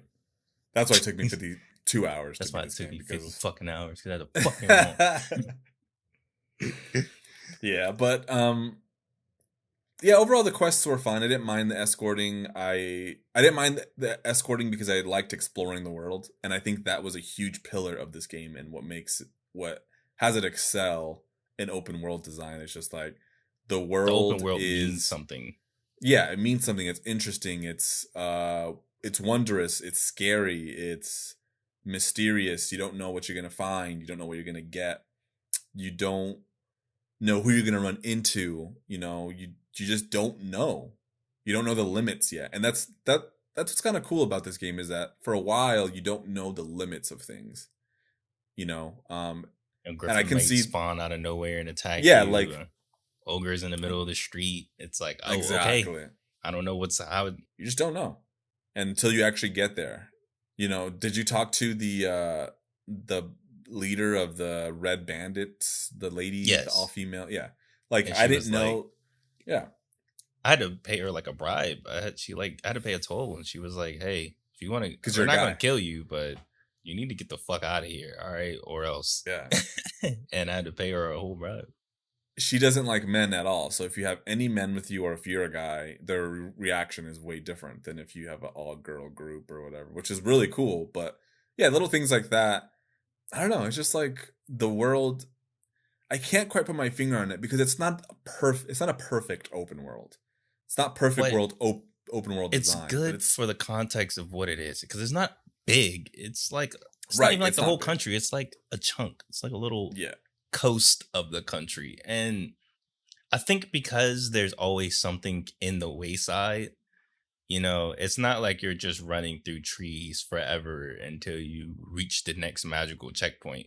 When you go through the trees, oh, there's a chest right there. Then there's like a node full of herbs that you can pick up for combining. Then you go over here and like, oh, there's a hole that leads to a shortcut through this way. And so no matter even if you go off the beaten path, there's something there for you to do, whether it's a chest, whether it's a monster, whether it's a boss, there's always something in every corner of the map to where by the time that you even get back to Grand Soren, if you were just like, okay, I'm going to go from one corner of the world to the other corner of the world and back, you would have like 4 times the amount of inventory and just stuff that you just experience because even if you know the path and you've gone that way, like for example, I've gone multiple times to the Bloodwater Beach. It was like, oh, I'm fighting a griffin now, or oh, there's a dragon, or oh, there's some ogres and a cyclops or something fighting in the middle of the street. Like, okay, let me handle this. It's very emergent in that way. Yeah, that's well put. I actually didn't fight any dragons. You didn't find like one like randomly? didn't- There was one like right underneath I- where the bandits throw the fucking roll the ball. That's where I saw my first dragon. Like right after they like rolled the ball, I killed the bandits, and then I looked to my right and below because my pawn fell, and I look over. And there was there's a dragon? fucking dragon. Well, I'm sorry. Not that I didn't run into any, but I didn't fight any. So that's kind of cool that you fought several and I fought none. I also don't think I fought a cockatrice in the wild. Did you? I only fought a cockatrice, and when I came back, I like used the fairy stone going back to Grand Soren, and you know how it And there spawns was- you in like the little small area, and there was just a cockatrice, and they were like, Yeah. kill the cockatrice, and I was like, oh, okay, I guess. Yeah, I think that was the main. Yeah, that was the main mission. After you do several for like the king or something to prove to him, I don't know, something like that. But yeah, that was the main mission. But outside of that, I don't think I ever fought one, save for the Everfall. I fought him in one of the chambers, but I don't think that doesn't really count. Yeah, I don't think, at least. I think But, it's all random anyway. I forgot to add this, but the sound effects and enemy physics, I think, give this game a really premium feel. I think that just all the sounds, right, kind of add to the overall presentation, which I forgot to add because it was very, very important to how this game comes together.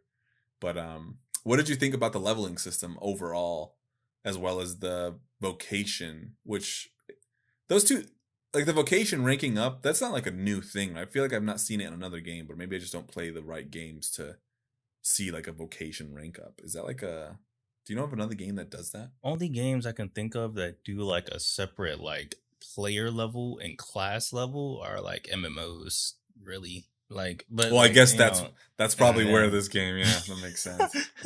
Duh, I mean, yeah. I didn't really find anything wrong with the leveling, but I mean, I've broken out of You're the numb mind. to it. Yeah, I've broken out of the mind goblin of I need to min max. I need to, if I need +7 in this stat, and then I need to do this, and now I just play the game and just do whatever. You know what I'm saying? So, and it's doable. It's not like I'm gonna be at a disadvantage for leveling in the wrong class or anything like that. And you can change classes on the fly. Well, not on the fly, but going to an inn and then changing your vocation and stuff like. So it's like, if I wanted to, like, even after I beat the game, I was like, you know what? I want to try Magic Archer again. That was my favorite class when I first played it. Let me see how it really feels now that I'm playing it again. And I played. And it feels good. I switched over, and then I was like, okay, I'm actually doing some harder content. Let me switch back over to the class that I leveled up. I digged it. And at least the upgrades, I like that every ability had an upgraded form. And the upgrades felt truly tangible. Like the 360 slash was just a 1-hit attack when you 360 slash, and then it became a 4-hit attack once you upgraded it. Or the fact that when you upgrade, there was one ability. What was it? It was the sigils. So like you would put these sigils down, and it would, anything that ran into it would immediately like bounce up and like get repelled, and it would do damage. So instead, when I was fighting big bosses, I would just use the sigil when it would fall over, and it would just instantly use all of the charges. I think it's like 6 charges when you like first use it, and then it's like 20 charges when you like upgrade it. So it's just like gizz, gizz, gizz, gizz, gizz, gizz, gizz, and it would just tear through enemies. So I would just be popping sigils, popping sigils, popping sigils. So it's just like constant multi hits, and it felt good to do. I felt every time that I leveled up and I leveled up my vocation, and I finally went back and upgraded everything, I felt like, yes, that was a good upgrade. I'm getting better. I can Right. change my skills out. I would change my skills a lot and be like, okay, this time I kind of want to be a little bit mobile, so let me put burst strike on. Or this area is a little bit more tricky, so I'm gonna put like holy wall so I can cast a giant force field shield that I can like block attacks from if I'm fighting a dragon or something like that. The vocations give a lot of replayability to this game, because like I never really touched any of like the mage. I didn't really spec into like I think I acted as the assassin, which was basically like the rogue and then the assassin, and then you can use bows, swords, and daggers.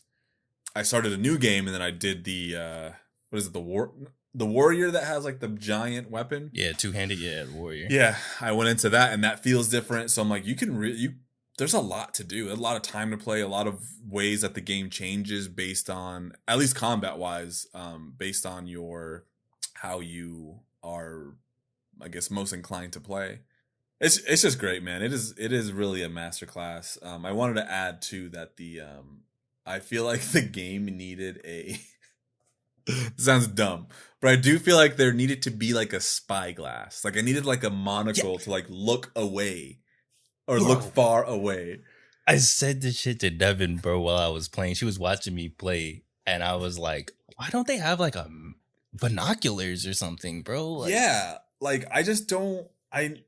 How cool would that have been? Like I wanted that, a spyglass, and then, which I think Assassin's Creed Odyssey has a spyglass. Yeah, it does. I do remember that from playing. Which I think is really cool. Which is also, I mean, honestly, Assassin's Creed is kind of like Assassin's Creed Odyssey. It's kind of like Dragon's Dogma a little bit. I mean, hey! Without the stealth, But speaking of that, I do wish that there was stealth elements. You know, I wish that there was at least a crouch button. Yeah. At least the ability to crouch and sneak away, to be like, oh, that's a giant dragon, let me crouch and run away. Or oh, we're sneaking into, because there is stealth missions in this game. So it's like, oh, what if I could sneak around?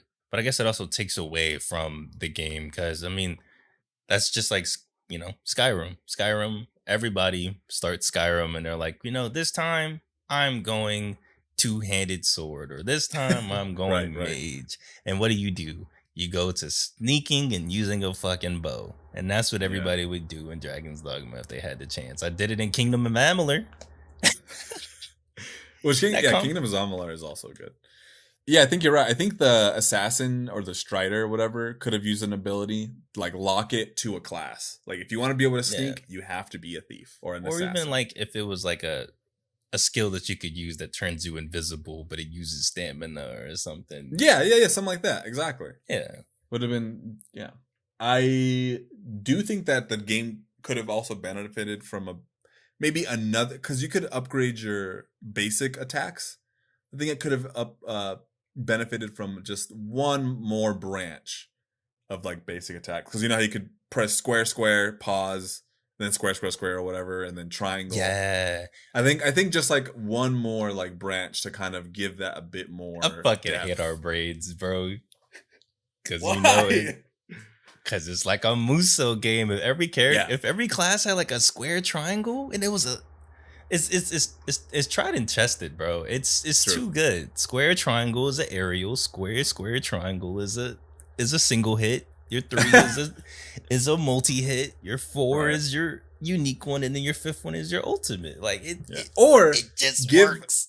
It again would have been cool. Like sure, maybe the mage doesn't get one. Maybe like the archer doesn't get one. But like, you know, give it to like the people that are more melee based or something. I don't know. There could have been a bit more. I do agree with that. If there was more core skills to upgrade instead of just you know, they give you about like 5 or 6. But if there was, you're right. Like after you parry, if you press triangle, then you can do a stab, or if you're the Strider, if you press the dodge button at the right time, then you'll sneak behind them and you can press triangle to do a backstab or something like that. Right. You know, just make it a little bit, play into that class fantasy a little bit more. And I mean, I guess with the limitations, because then each class will be super fucking broken, and then I guess you do have to limit the player. You can't make them super powerful, because one class will be super powerful, and you'll be like, all right. Yeah, it's a have balancing issue. Yeah. Speaking of balancing issues, I had entirely too much curatives by the end of the game, because it's just after a while I kind of, and this is mainly for me, recording gameplay. This is gonna be a bitch to edit, but just because my sessions and my like recordings are all like an hour, 2 hour long. Because you're not, because half 20 minutes of my time is spending at the end depositing everything that I got, and I got to move all these things over to this fourth pawn so he can be my mule, and then I'm in the thing and I'm combining all these materials to make arrows and making this into curatives, and it's like by the time that I finished I had like so many curatives and just stuff in the inventory that I never really used, where it's like, I guess New Game Plus, I'll have an infinite supply of curatives off the rack, but it's also like I never had to use those. I never really had an incentive, and there's so many items that you can combine all this stuff into, and some items aren't even like for use. Is just like you combine this to make it into something that you can combine to make into something useful. And the way that the UI looked for crafting, it just, I felt exhausted by the end of my playthrough, because it felt like every session, 40% of my session was crafting, depositing, withdrawing, crafting, depositing, withdrawing, moving shit between pawns so I can have. There was indeed a lot of item management. For some reason, that didn't quite bother me so much.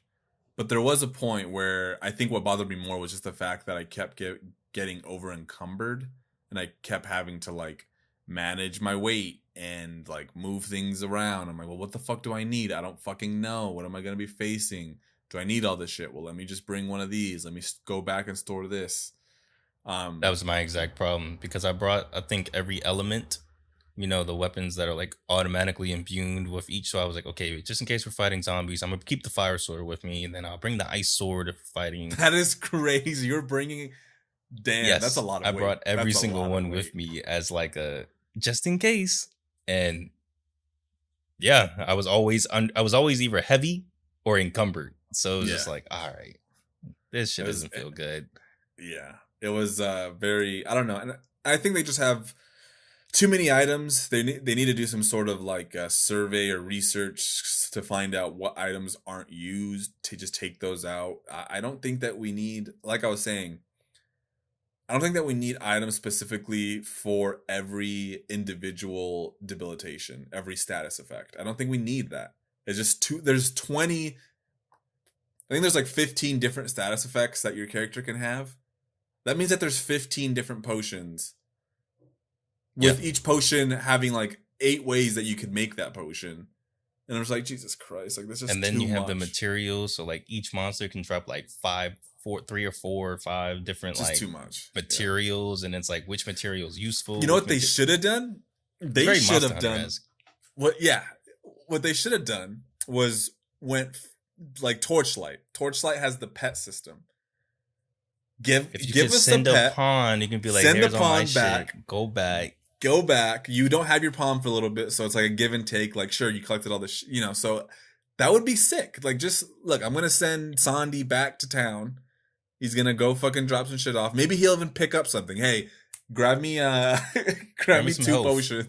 Yeah, grab me some health, bring him back. I'm gonna hang around here. It takes maybe a day. Maybe you camp. You can speed it up, or maybe you can just explore. Whatever.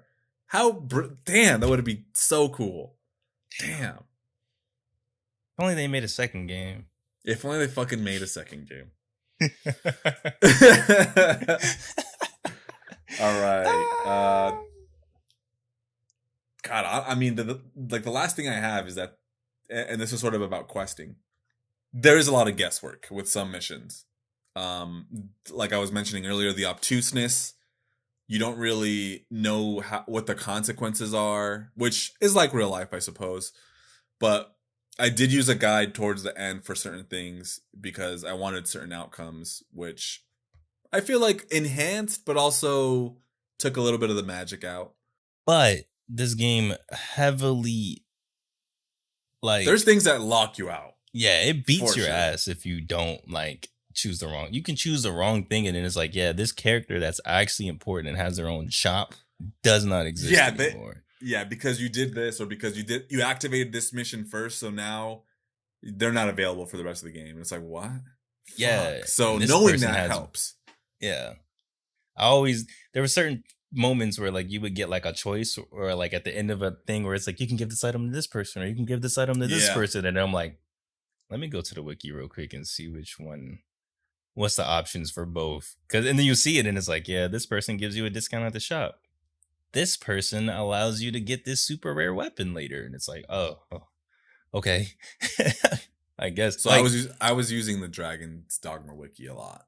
yeah, like for towards the example, end. Celine's quest, once you finish her quest line and she moves into your house in the fishing village, if you go back to her house, there's a chest there and it has a ring.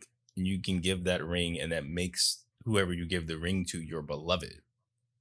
And that's how you get over being like at the end, because I kind of wanted Celine for the end, because after I finished her storyline, I was like, oh yeah, you're my beloved. But oh yeah, you're it. But if you wanted, this character, but you talk to the innkeeper too much, then it's like weird when you get to the dragon and it's like, oh, that's my beloved? That random NPC from the Pawn Guild? Okay. That's weird. Yeah. Yeah, I didn't even know there was like a whole beloved thing until I looked it up, and I was like, oh, like when I was looking up the quest for having to choose between sacrificing your beloved, I'm like, who the fuck is your beloved? And I was like, oh, I should probably go and find out who I want to make that my beloved and all that. But yeah, but you don't even know how to make that. It's like, do I give them gifts? And then yeah, apparently it's not clear. If you give somebody the ring, it still doesn't mean that they're your beloved. Some people can have more affinity than it isn't like a max affinity permanently. It's like you're giving somebody max affinity instantly, but it can still decrease. You can still increase it with other people.